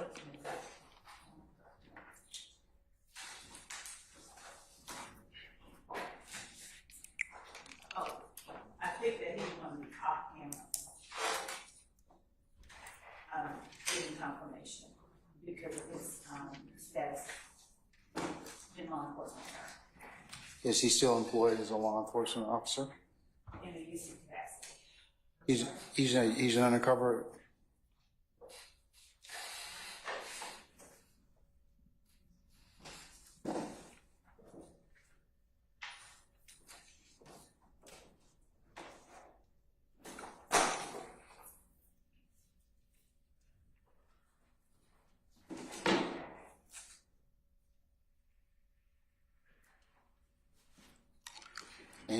Any defense counsel wish to be heard about that issue? Mr. Harvey.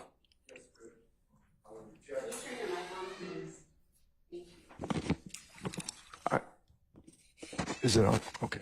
It's on. I would object to him testifying off camera. I haven't heard any reason that suggests that the constitutional rights of an open trial should be curtailed.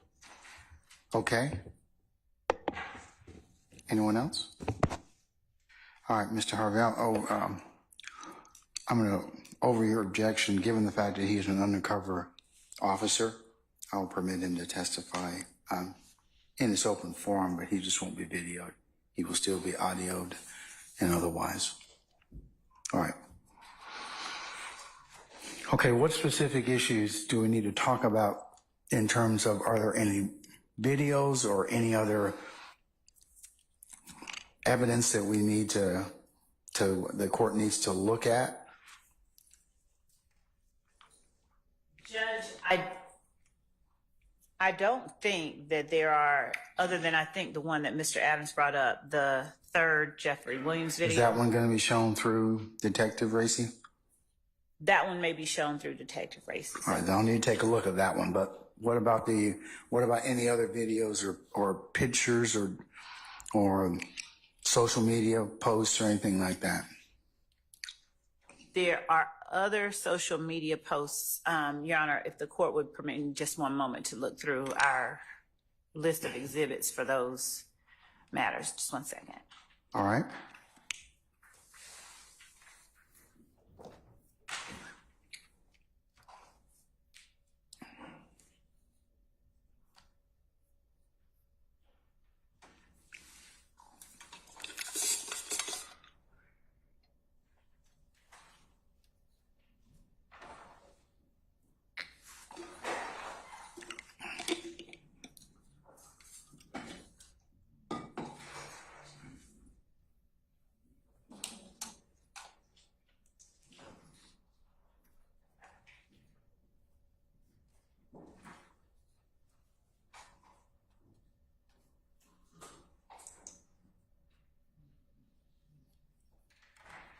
As we are pulling the social media footage, Your Honor, I also wanted to make certain that the court is aware of the addition of 3 other, I think, jail calls from Jimmy Winfrey that we intended to introduce. But I also wanted to, if I can, just instruct everyone on the record how to access it without us having to convert them so that it's clear. You don't have to have extra stuff. I can tell everybody how to do that. The last time that you attempted to do that, or your office attempt, okay.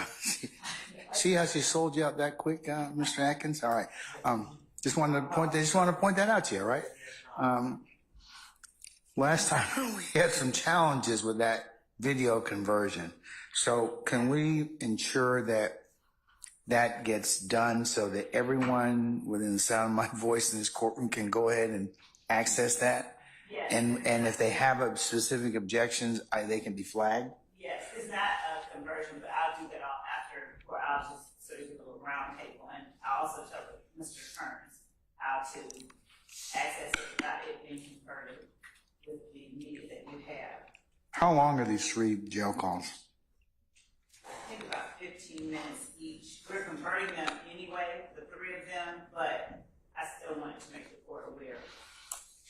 It would be helpful if you did that so I could listen to them beforehand. We're doing that. As a matter of fact, that is what is being worked on. And when will that be done by? We can have that by in the morning, Your Honor, if that's okay with the court, so that after In the morning by what time, madam?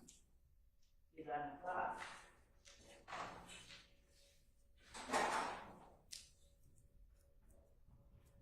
Okay. All right, what else?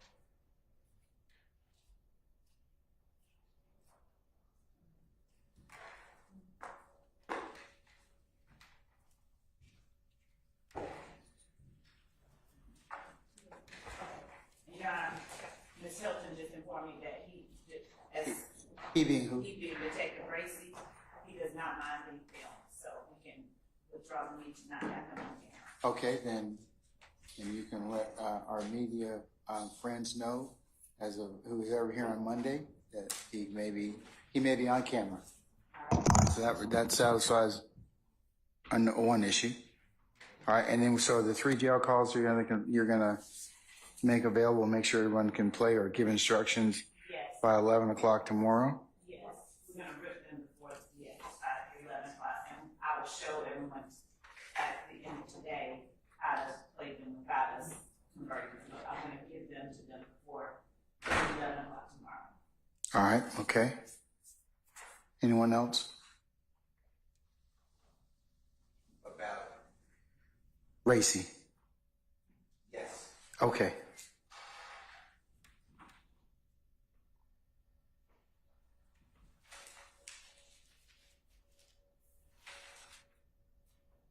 Sorry.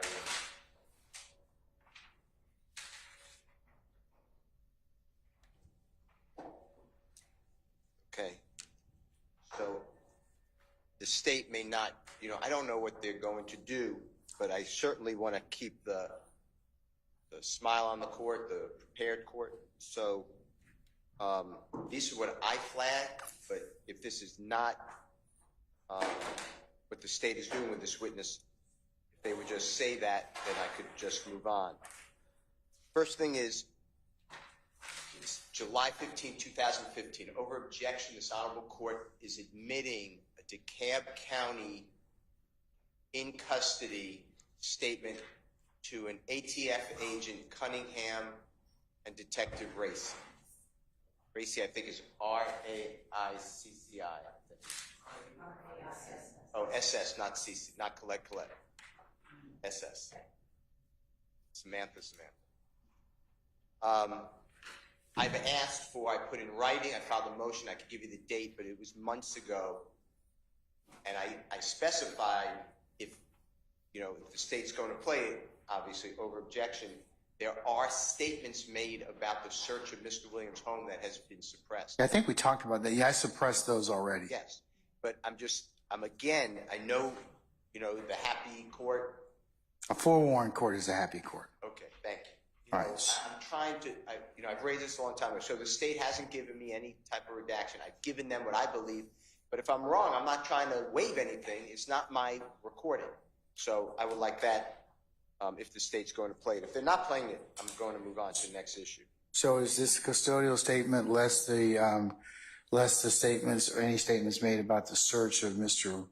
Williams' home? Is there going to be any other issues I need to take up? No, Your Honor, there will be none. No. Okay, so you've done the redaction? So, Your Honor, 2 things. One, we don't know the court just denied the motion to suppress the statements, and we have. I'd said that a long time ago. Right, that's what I'm saying. Mr. Steele said that the court admitted over his objection. We're not saying that we're necessarily even playing the statement, but if we did, it would be with all of those redactions, and of course, we would give to counsel the copy of it before we even. All right, let's just do that now so that there's not a problem, okay? Because look, it's better and for smooth of ease of presentation for them to have that redaction and if there's any objection to the redaction, or is there something else that needs to be redacted, which sometimes happens. Things are, omitted by accident, and that won't be a problem or an issue. So can we do that? Can you turn that over by tomorrow? Yes. Okay. All right. Okay. All right. Next. Okay, so you ordered that all jail calls that the state intends to use at trial be given to us. We were given 2. Let me rephrase. We were given thousands of jail calls, but the state identified 2 that they share with Salvo Court and us.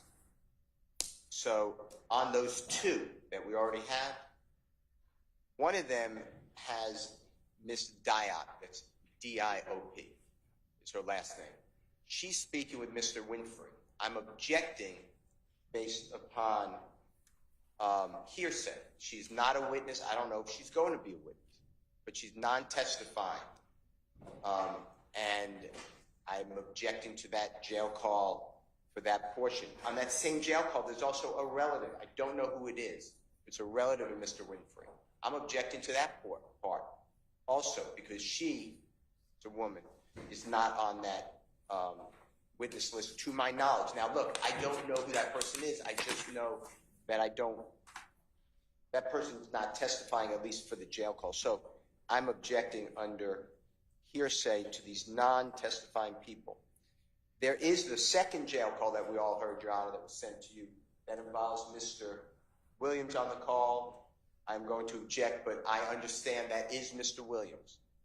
So, I'm objecting just for the fact of 403.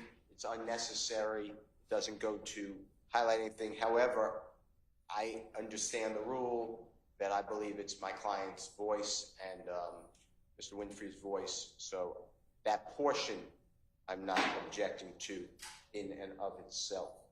You just have a general objection to the phone call being admitted, period. Yes. Okay. And more specifically, any non-testifying party except my client.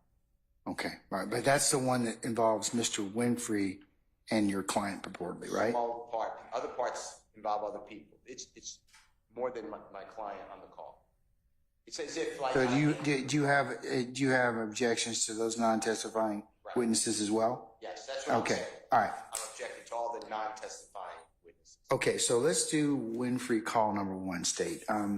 What about these non-testifying witnesses that Mr. Steele's purported, are they going to testify as part of your case in chief or the foundation for those calls, or what's your intent? Are you going to edit them out? So, Your Honor, we're not, the calls that we'll be introducing through Detective Racy, and it will be Ms. Hilton that will be doing the examination. The calls that we will be introducing they come in through a number of exceptions, the statements that are not made by Defendant Williams. What about the non-speaking witnesses that are not, or non-testifying witnesses, not non-speaking, the non-testifying witnesses? Of course, Mr. Winfrey, his statements would be admissible probably as a party opponent, but what about the other people that are there? For context, Your Honor, under the rule of completeness, the conversation itself that is being had, Still hearsay. Still hearsay. It would be admissible to complete we're not using those for the truth of the matter asserted. They would be being. I know that, but but that they're still objectionable under that particular basis. So. If we could just. We've covered this before. We have. We've covered this before. To pull up the calls themselves or to speak specifically about. I listened to those calls. Remember, you gave them to me. So, Your Honor, they are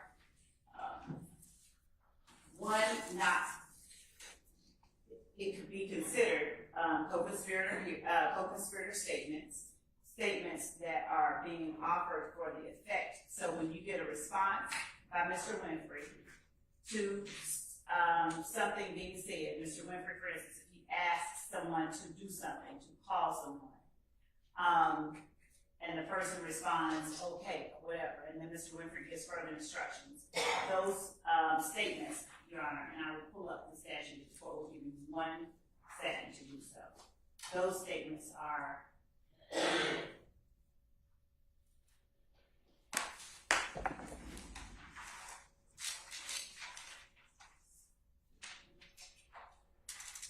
I'm going to pull up the statute.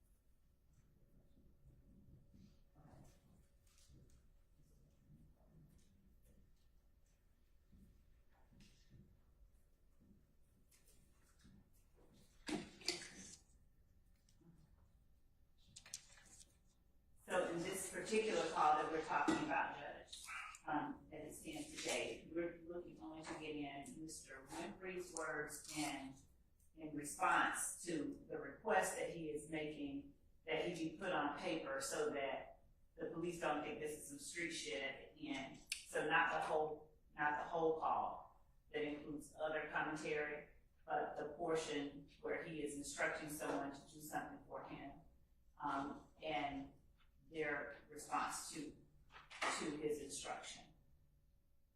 And the fact that he made the request, and the fact that the response was given, not so much what the response is or the content of the response, but just that, for instance, put me on paper with YSL so they don't think this is some street shit. Okay, we'll do that. Not saying that they actually did, but the fact that it was conveyed. So that portion of the first call. You want to give me a statute? Oh, yes. And how long is that particular portion of the call on call 1? Let's identify it. What date and time was that call? So record can be clear for purposes of our discussion.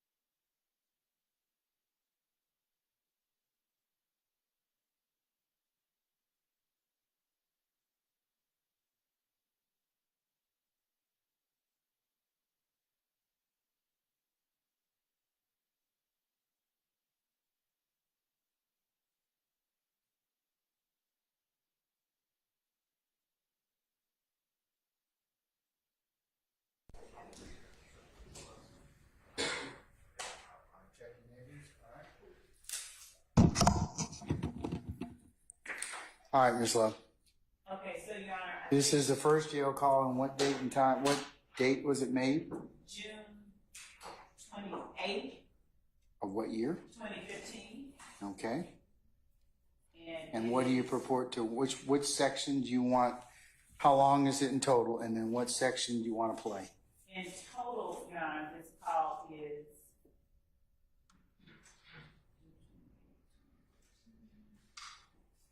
it's 30 minutes in total, and the portion and the timestamp was on the recordings is 15:58:02. And to what date, to what time?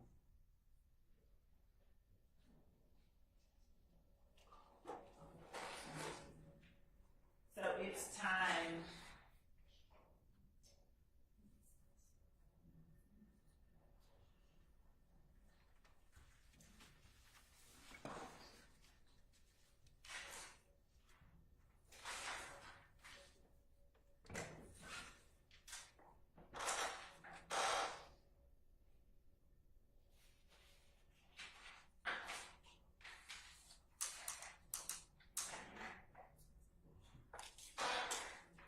So Judge, I'm getting the timestamps, but there's a portion in the middle and the last 2 minutes of the call that we intended to play. And so getting the timestamps of the portion in the middle is what I'm trying to get right now.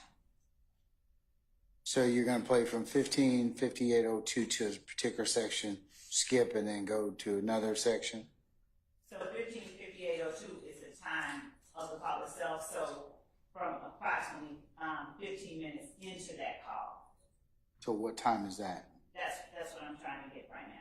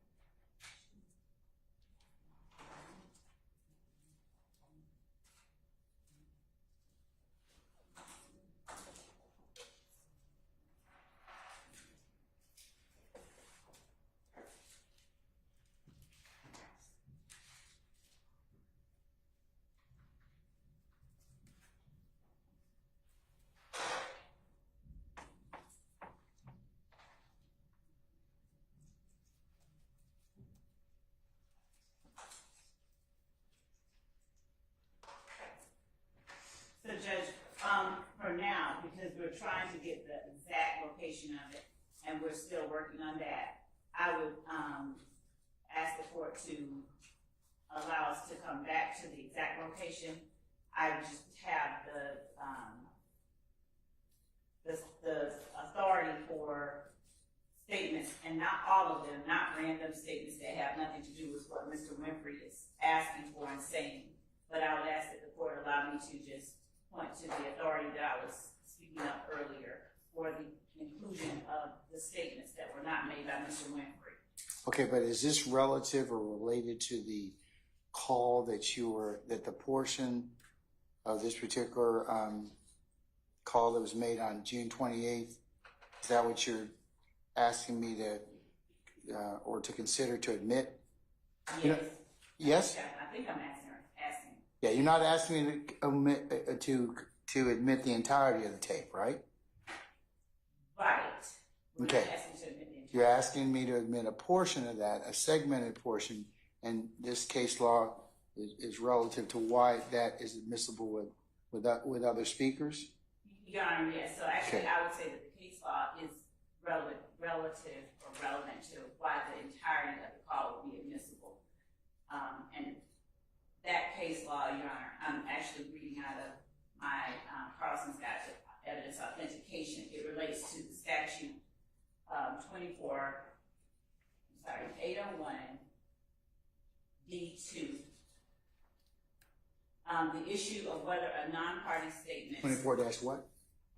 It starts out as under 801 D2A talking about a party opposing 24 dash statement. what? Dash what? Dash 802. 24 dash 4 dash 802. What is it? Oh, 8. I'm sorry. 801 D2A. And after addressing recorded conversations of a party opponent in 801 D2 alpha,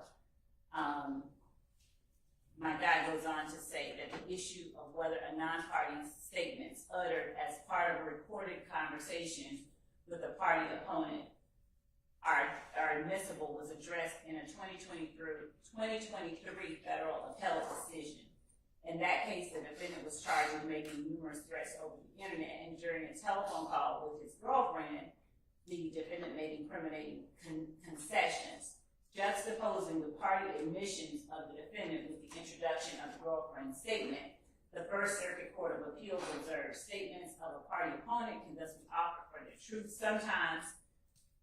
Statements by declarants other than the party opponent can still be admitted in the context of 801 D2 evidence, where such statements are offered for a limited purpose, such as providing an explanation for the party opponent's portion of the conversation, but are not. So as to the call itself, the entirety of the first call that we're talking about, our position is that the statements by other people than Mr. Winfrey would not be being offered for the truth of their matter asserted, but rather for the context, to provide the listener, the jury, with the context for that call. And Judge, I'm looking in a smaller book than the one I normally look in. I can give the court my copy of the third edition of the Guide to Evidence Authentication. It's on my page 6, and I'll give it to the court.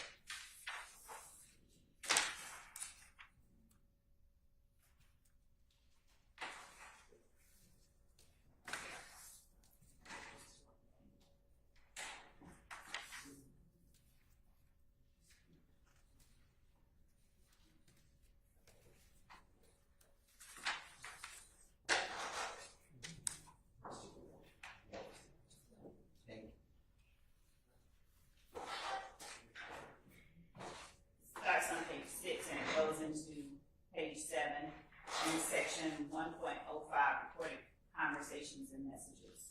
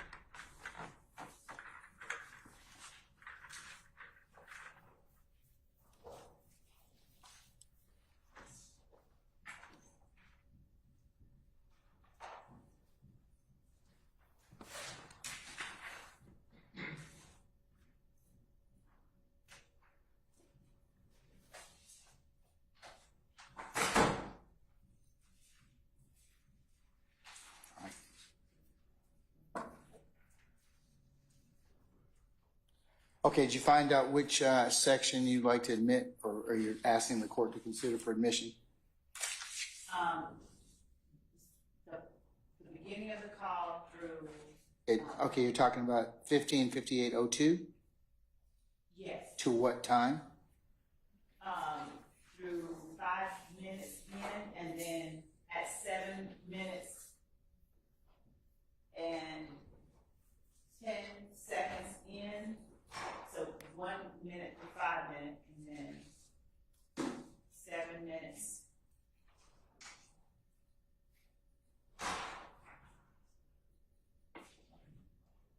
And then 7 minutes and 10 seconds in.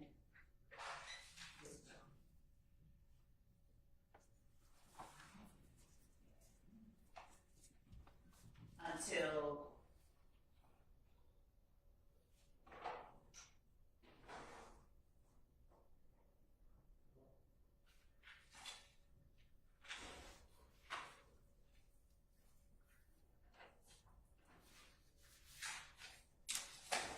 I'm still getting the middle portion, but the very last portion are the last 30 seconds of the call. 30 minutes and 7 seconds in to 30 minutes and 37 seconds.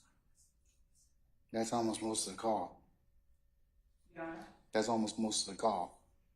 No, the last. The 30 last seven, seconds. the 7 minutes, 10 seconds to what time? That You was- said to the last 30 seconds of the call? That's what you said. I'm So that sorry. would be most of the call. I misspoke. Okay, I was saying that the end portion of the 7 minute section, that was the portion I was trying to get, the end portion of that. So I was skipping, there were 3 sections. I said 1 to 5 minutes, and then the second section started at 7 minutes. I didn't yet have the last section of that middle. so how long are you playing of the 7 minutes and 10 seconds? That section. That's the portion that we're getting.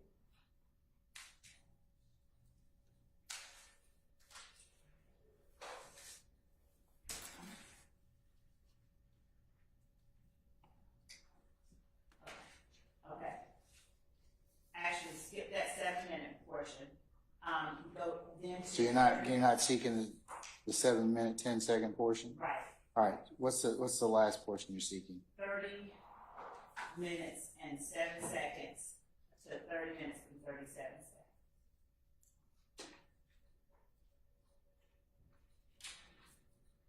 Okay.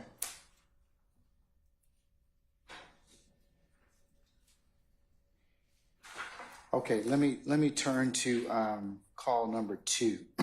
When was that made? Call number 2 is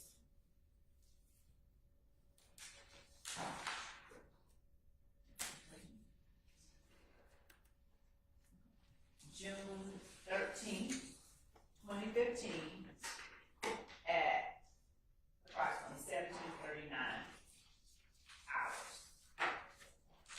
Approximately 5:39 p.m.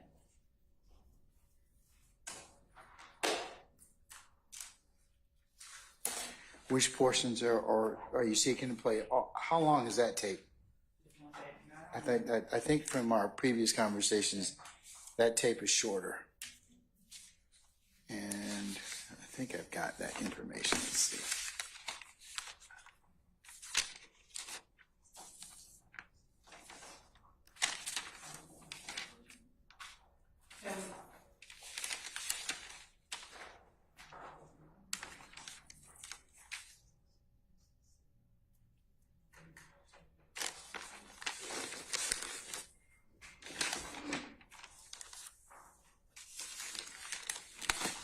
Your Honor, just to further absolutely confuse things, I need to go back to the first call for a minute, for a second, and tell the court about the section in the middle where I thought it was 7 minutes, 8:05 to 8:18 in the first call.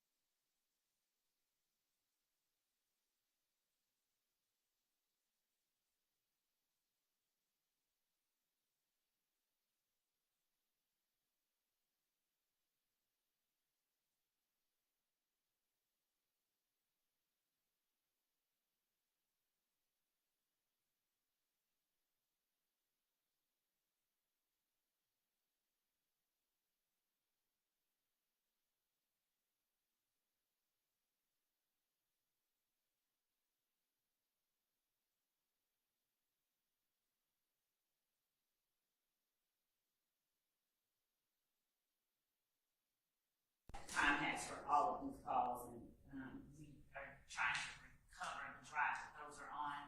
So, Your Honor, I would ask that the court allow us to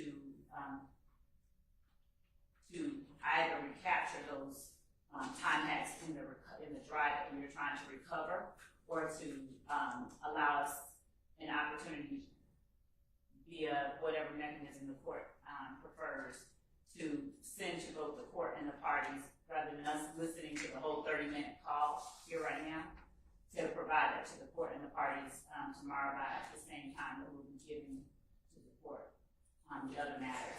As well, we can, if the court permits us, as to the very first one, we can play for the court the 3 sections that we were asking to be admitted now, and then provide the second call for tomorrow. Are you talking about the call that's on June the 13th? Yes. Okay, well, remember, I've listened to the call, so I don't need to listen to them again. I just need to know the legal basis for admissibility. It appears that you've given me, or you fostered that at this point in time that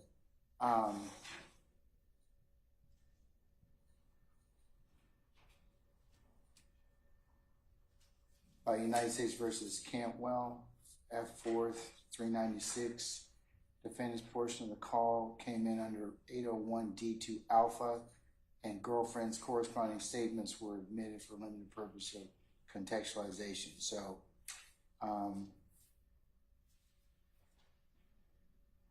Mr. Steele or Mr. Sharp or anybody else, you have any other response to that? If it's for that limited purpose, or I believe Mr. Adams, or it may have been Mr. Adams that maybe mentioned that, but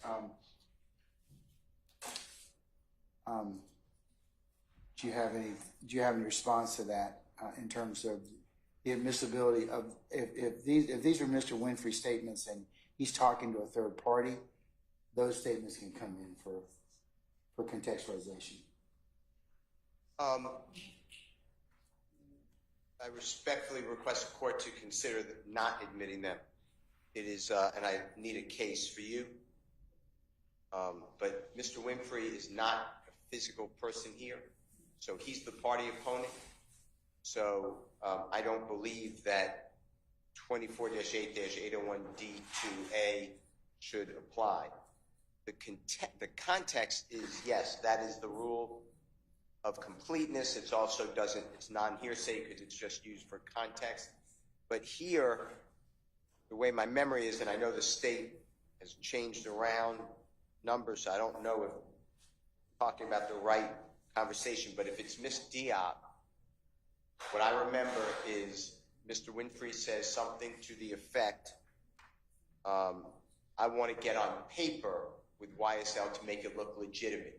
That is not a quote, but it's something with that type of, I need that employment to be on paper.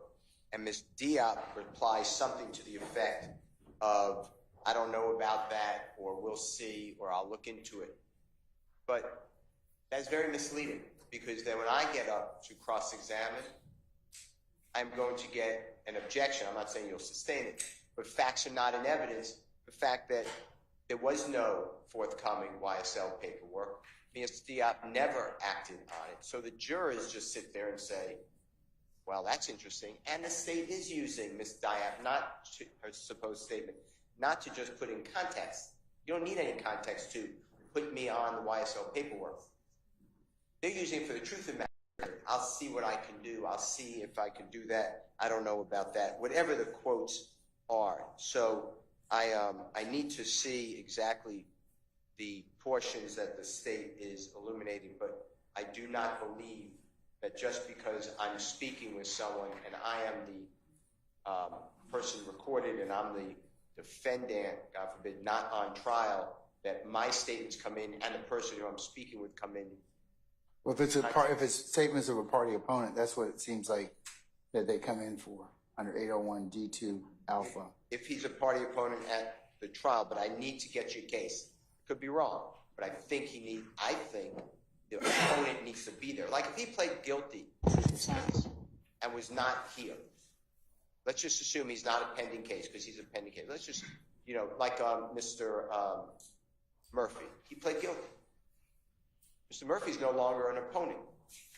He resolved his case. So I'm not sure, and I need to look into it, but Mr. Winfrey's not here, so I'm not so sure that a party opponent applies to him. If it does, I'll let you know. I mean, I have to look up the law. Okay. But that's so I have two different bases. One, I'm not so sure a party opponent applies when Mr. Winfrey's not here, but I need to get law. Number two, the way I remember that recording, we don't need Ms. Diop's response because it will be misleading. And then, of course, yes, I can call Ms. Diop. I understand that. But you don't have. You've always told me. That's exactly what you've always told me. Yeah. You said be careful because you don't have to do anything. No, and but it would be that is misleading true. at this point. That's true. That's true. So, Your Honor, in response, I would just point out that Mr. Winfrey remains a party opponent. His case is not resolved. He does not have to be physically present. So it doesn't make a difference if he's available or unavailable? Right. It does not. Like, he's a party opponent because we can't force him to testify. But because well, this is an exception to hearsay rule anyway, so it wouldn't make a difference whether he's Right. here or not, Mr. Steele. There are sections under where it does make a difference whether or not a party opponent is here, present and available when they're not. So since it's an exception, it doesn't make a difference. But you can look it up and let me know. Okay. And additionally, in response to the second part of what Mr. Steele says, I believe that Mr. Winfrey is in fact talking to a person that he's calling Wheezy, and he's saying for that person to get in touch with Amina and to have her, Miss Amina, complete the paperwork so it doesn't look like street shit. And the person says, I'll see what I can do, or I'll try to do it, whatever it is that Mr. Steele is saying. But of course, the further information that he shared with the court about him asking facts that are not in evidence,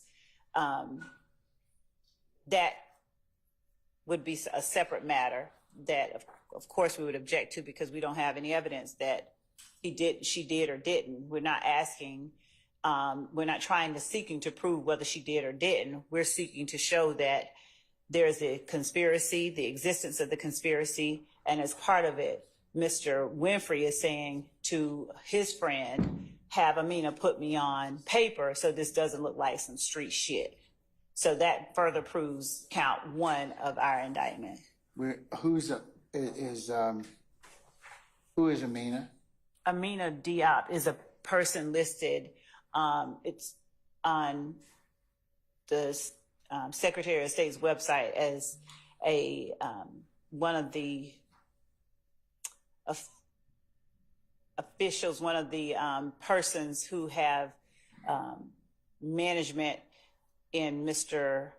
Williams' Young Stoner Life LLC. She's listed, I believe, as a manager. She's a listed officer. That's what I was looking for. She's a listed officer of Young Stoner Life. I believe she works with Mr. Williams in the capacity of the music portion of his business, as well as in hiring or bringing on his friends to work with him at YSL. So she's a manager or some officer with Mr. Williams' company.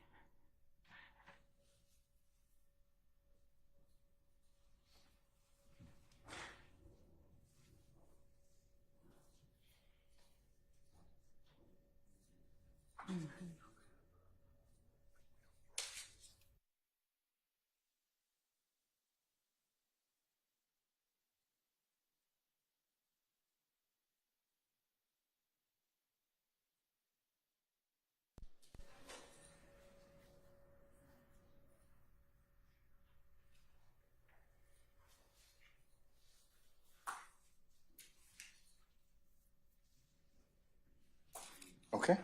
I think she's also been referred to as his manager by some of the witnesses, but I can't testify her state to the court. But she's his manager of what? She's just someone who acts on behalf of Mr. Williams. Okay. All right. All right, Mr. Steele, I'll let you ponder that issue, and I'll take it up.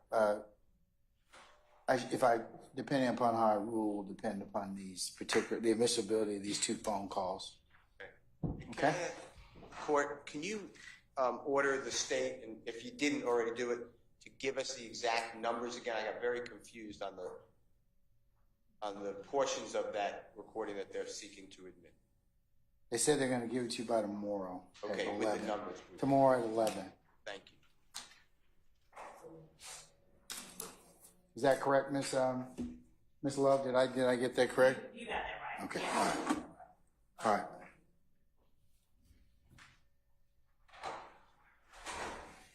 All right. Anything else?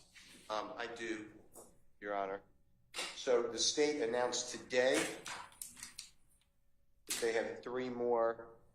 I think they said. I actually didn't hear it, but I've been told by Mr. Adams and Ms. Renard that the state has 3 additional, so there'll be 5. That's correct. They said they were going to convert or put those in a format that you can listen to them by 11 o'clock tomorrow. Ms. Love also said that she would, if you would remain, she would give you a tutorial on how to access those and play those immediately. I will absolutely remain. But I'd ask the court to enforce your order dated November 17, 2023, where you ordered all jail calls to be given at that time in Stanter. Then we discussed this whenever you ordered the next set of jail calls, which was maybe last week. And you said the same thing. Yes, this should have been done going forward. It has to be done, but give now everything that's coming up. And we didn't have these 3 jail calls. So out of just your order, I would ask that any other jail calls be excluded based upon time limits. Madam? Your Honor, they've had the jail call since 2022, I believe. And what we've been doing all along, as we've said we would continue to do, is identifying them before we tender them so that if there is any issue with them, we can address it with the court. So we will be providing to them by 11 o'clock tomorrow for any calls that we intend to play in the upcoming week, the timestamps and the dates of the calls, so that if there's any issue, it can be brought up. But in terms of not complying, we have fully complied with what the court has directed in terms of giving them all the jail calls, unless there are some that, are made after that time. Well, if there are any other jail calls that are unearthed as of this point in time, Right. They won't be admitted. They won't be admitted at this point, if you haven't otherwise turned them over already. Right. So, Mr. Steele, I'll take them up If they don't. as we have, because it seems like you have the universe of all the jail calls, but all of you have told me collectively as a group that there are thousands of calls. And what I'm going to ask the state to do, and that's why I wanted to kind of on a weekly or bi-weekly basis figure out which calls were going to be made so we could go through this exercise. And I don't have to do it when the witness is on the stand. Right. And I never said I didn't have thousands of jail calls. And I've reviewed thousands of jail calls. Yeah, but it wasn't my intent to exclude anything else at this point. Listen, I'm not here to argue. I'm just reminding I the court. understand, but that's not what I intended to do. This sir. is your order of 11/17/2003.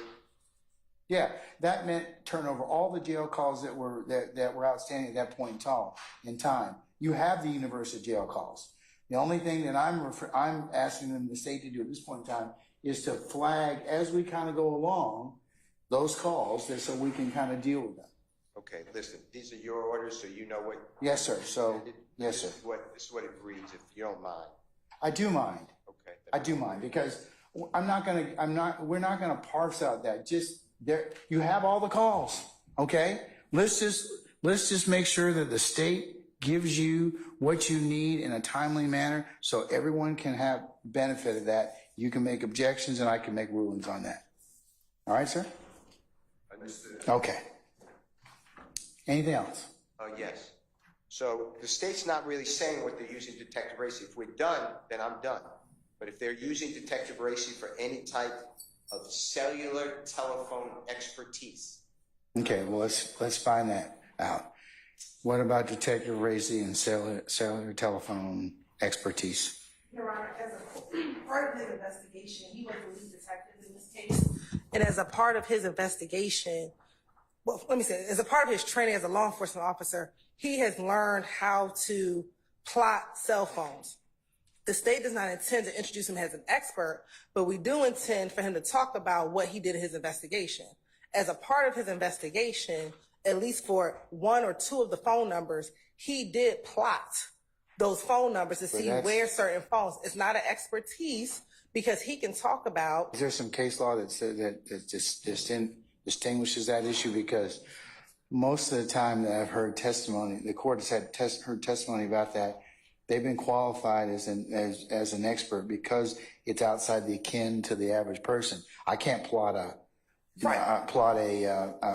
telephone call, and I don't have specific knowledge about the carriers and directional issues and the like. So, but he's been to training, Your Honor, which he can talk about the training that he's been to. He can talk about how he's been trained, and he can talk about what he did. Now, he will not go into as much detail as the azimuth and the three sides of the tower, but he can say, I went to courses, I know how to read the CDRs, and with that understanding, this is what I did. I then turned that information over to the experts to confirm what I did, but he specifically knows he's been to training, he's read the plots, he knows how to read CDRs, and what he did was he went into, I think he's going to say, I went into Google, I put up the longitude and latitude, and I plotted it, but he's not going to talk about the azimuth and the size of the towers. He's just going to be able to say, this phone was at this location based on the longitude and latitude at this time, and this time. But he's not going to go into the full detail as our expert, Mr. Burney, will later on, because it's two different type of analysis. But what he did do is obtain cell phone records. He's had training on how to read those cell phone records, and he did plot the information based upon his understanding of reading the records. And he will talk about that training before the jury, so that the jury knows he's able to do it, and the foundation will be set that he's able to talk about it. But the state does not intend to go into more of the scientific aspect of towers with Detective Racy. He has received 5 different specialized trainings in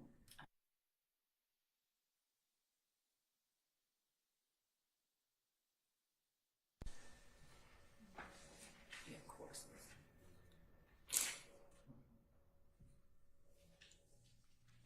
This will just be to show.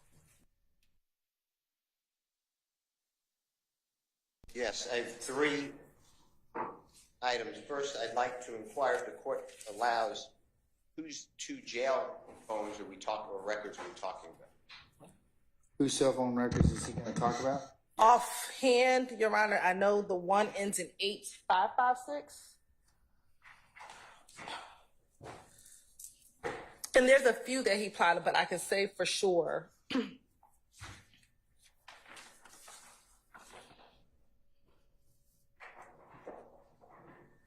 Excuse me, 8553. 8553. Yes, the number ending in 8553, Okay. as well as the number ending in 3383. Those are 2 for sure that I know that he actually, like I said, figured out the longitude and latitude and put that in like a Google.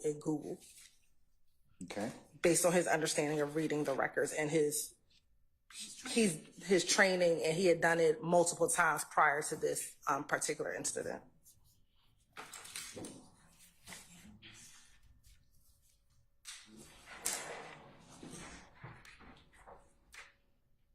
And this is all in his report that he talks about, that he plotted these prior to giving them over to the data analyst. But in his report, he talks about him plotting these phones himself.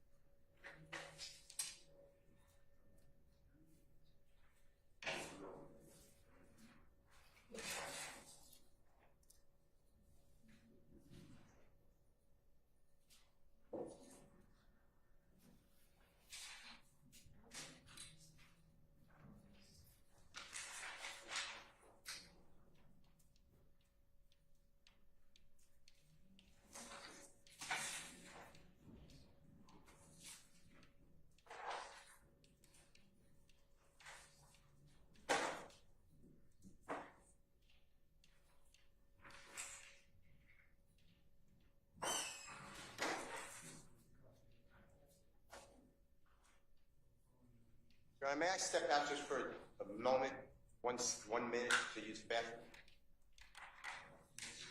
Yes, sir. Thank you. I apologize.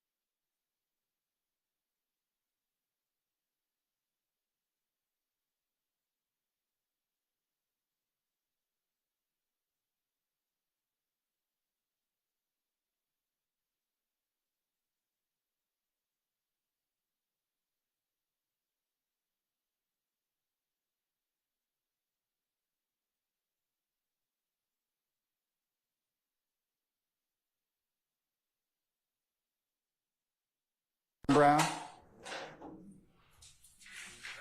Okay.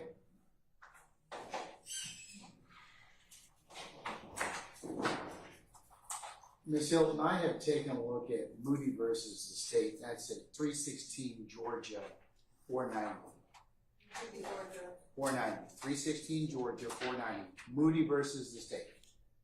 And my concern is, or the court's concern is, that it does fall into the category of expert testimony because it is based upon scientific, technical, or other specialized knowledge. So if you have some case, because this is what it says right here, in this particular case, Moody, you had Moody contends the prosecutor committed misconduct by eliciting from 2 Fulton County jail nurses and a former county jail officer improper medical opinion testimony designed to rebut his expert testimony. It says under OCGA 24-701 Alpha, Rule 701A, a lay witness may testify in the form of opinions or inferences that are rational based on the witness's perception, helpful to a clear understanding of the determination of fact and issue, and not based on scientific, technical, or other specialized knowledge. So, lay witnesses may draw on their professional experiences to guide their opinions without necessarily being treated as expert witnesses. But in the cell phone folks, that's technical or other specialized knowledge. And I mean, if you qualify from an expert, that's fine. I don't have an issue. Or you got another case which specifically says, hey, folks testifying about cell phone records or plotting. This isn't the first time this kind of evidence is being, evidence being elicited for, in trials. So if you got some other appellate opinion that would be informative to the court, I'll listen to it. But it looks like under Moody, citing Bullard versus the state 307 Georgia 482 at pinpoint 491, it would look like that it would fall under scientific, technical, or specialized knowledge. Thank you, Your Honor. If we can have these next couple of days to look about some case law. That's fine. And I'm saying if that does fall within that category, you could certainly qualify him as an expert, lay the foundation, attempt to qualify him as an expert, and the court will consider that accordingly. Thank you, Your Honor. Yes, Mr. Short. Thank you, Your Honor. One additional concern that I had about Racy, Detective Racy's testimony, as part of this case, we were given ballistic reports, gunshot residue reports, other sorts of reports. Now, the state has not indicated that they're seeking to admit any of this scientific evidence through Racy. But if they are, similarly to how Mr. Steele just addressed the cell phone data, I'm going to be objecting to that. I think it falls under the case that you just cited, but also, Your Honor, it's a confrontation clause issue, and it falls under Bullcoming v. New Mexico 564 U.S. 647. That's 2011, and that case basically said that scientific expert, you can't just call in another scientific expert who had nothing to do with the testing of the materials, and certainly under that reasoning, you can't just ask the lead detective what the results of some scientific tests were without bringing in the actual scientists who performed the test. Well, without laying foundation as to that, because sometimes that evidence gets admitted independently and then it forms the foundation, because once it's the expert test or the technician testifies about that, say for example it's ballistics or whatever else, then of course you can testify about it. And I don't know of the state planning to call any of these experts, so I'm just going to say that I'm going to have an issue if they attempt to get into any of these scientific. That would be foundation, and you could certainly object accordingly. Okay. What's that? That would be foundation, and you could certainly object accordingly. Okay. Yeah, I just wanted to flag that for Your Honor. All right. Okay. Anything else? No. Mr. Steele? Your Honor, and again, I don't know. Again, I don't know if this is an issue, but if the state tries to seek the admission of Mr. Winfrey's certified copy of his guilty plea in Cobb County.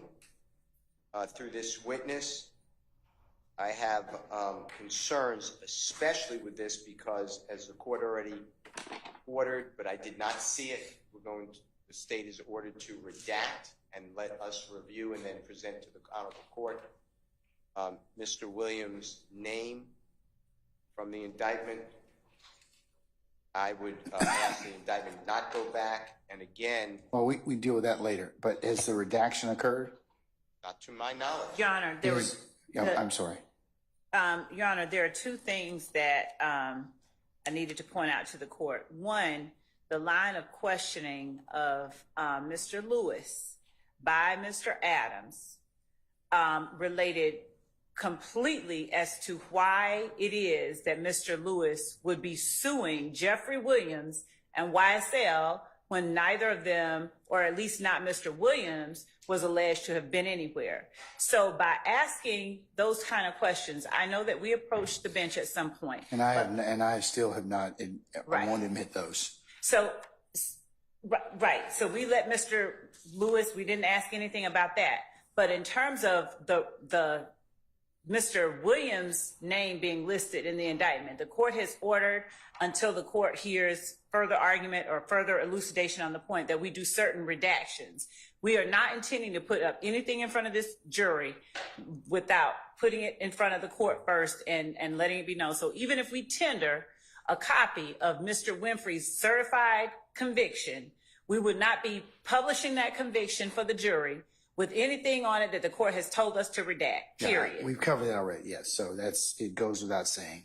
But there's not going to be any testimony about Mr. Williams, right, from Cobb County? No, Okay. no. It would not, wait, to be clear, when you say from Cobb County. Cobb County, yes. Ms. Hilton is, she's pulling my coattail, but Your Honor, the point that I'm making is we won't be referencing his name in that indictment with this witness. All right. That's what I mean. There may be other reasons and other Yes. independent bases Yes. that may be relevant and admissible, but I'll take that up. I'll cross that bridge when I get to it. And then Where's Matt? the informed court is the happy court. I don't know. It started out at the bench where I said it would be best if the state can outline their topics with this witness so we can target it, because when that didn't happen last time, I didn't realize that the state was going to play a certain exhibit, and then the court got upset and said, why didn't you raise this beforehand? So that's the issue. That was different. That was different because you raised that on a Friday. And again, we took it up. We didn't take it up because, Mr. Steele, you are a very esteemed advocate, but had you mentioned something Monday morning, say, hey, I sent you an email over the weekend. You see that? And it says this, and we really need to take that up before our witness goes on the stand. That was that issue. So I'm just asking you if there's anything else that we need to take up. Certainly I'll consider it, but it just needs to be timely. If it was That's all. my witness, I could tell you exactly, but the state's not giving the roadmap. So I'm just trying to tell you that those are the items that I have targeted. Okay, but what's the in terms of this fourth thing, what do you believe that the state is going to get into that, because all of you, this is not your first rodeo. Is there any other area you believe that the state, just like you've been doing right now, you believe the state's going to get into that you need to ask me about? I don't know. I think I raised everything, I guess. Okay, all right, so you got, okay, I don't think that the state should be required to give you the roadmap of the examination. I wouldn't do that for you. Yes, you would, because you would tell me if you can beat me, here you go. Well, that's me as an advocate, but but anyways, so we'll cover the jail calls on Monday. We'll cover the the state will identify and flag those to you. I've heard the case of Cantwell already, so I need you all to hear them if there's any further objection. Number two is the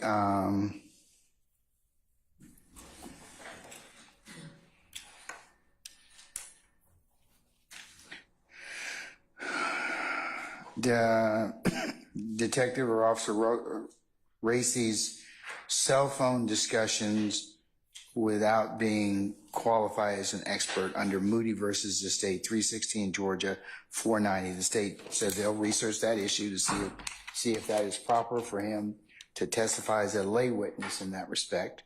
3 is the Mr. Winfrey's certified copy, which has Mr. Williams' name redacted out of it, if the state introduces it in terms of discussion, that will be the only thing that they don't talk about Mr. Williams in this particular document. I have said that Mr. Williams, and maybe reference at another time, given the foundation, subject to a foundation and subject to other additional rulings. So is there anything else, Mr. Steele, at this point? I know you were looking for another one. It was the July 15, 2015 in custody statement. That was when you July 15, 2015 in custody statement. Yes, I think we covered that already. You indicated that there were references to Mr. Williams' search that I've excluded. Right. The state has said they've already redacted that, and I don't know whether or not they're going to use that particular statement. Right. They did not, to my knowledge, share the redaction. I know they didn't share redaction with me, so I can't listen to it. But yes, they said they're not sure they're going to. Did you all share the redaction with Mr. Steele? That's what I just talked about earlier, that I would give to him the redacted copy. By today or by tomorrow 11? And, that's what I said. Okay. Redacted that portion out. We would provide that to them by tomorrow. Okay. All right. All right. And then because Detective Racy knows about the search of the home, if the court can order the prosecution to remind that goes without saying. That would be improper because that. Motion Yes.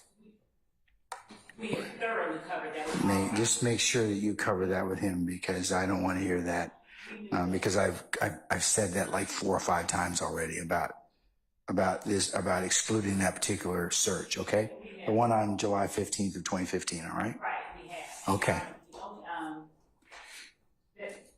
That's not an issue. Just make sure witnesses get sometimes run afoul. So please, before he comes on the stand, you need to let him know, hey, do not mention anything about the search of Mr. Williams' home in any way. We'll do Okay? that, All right.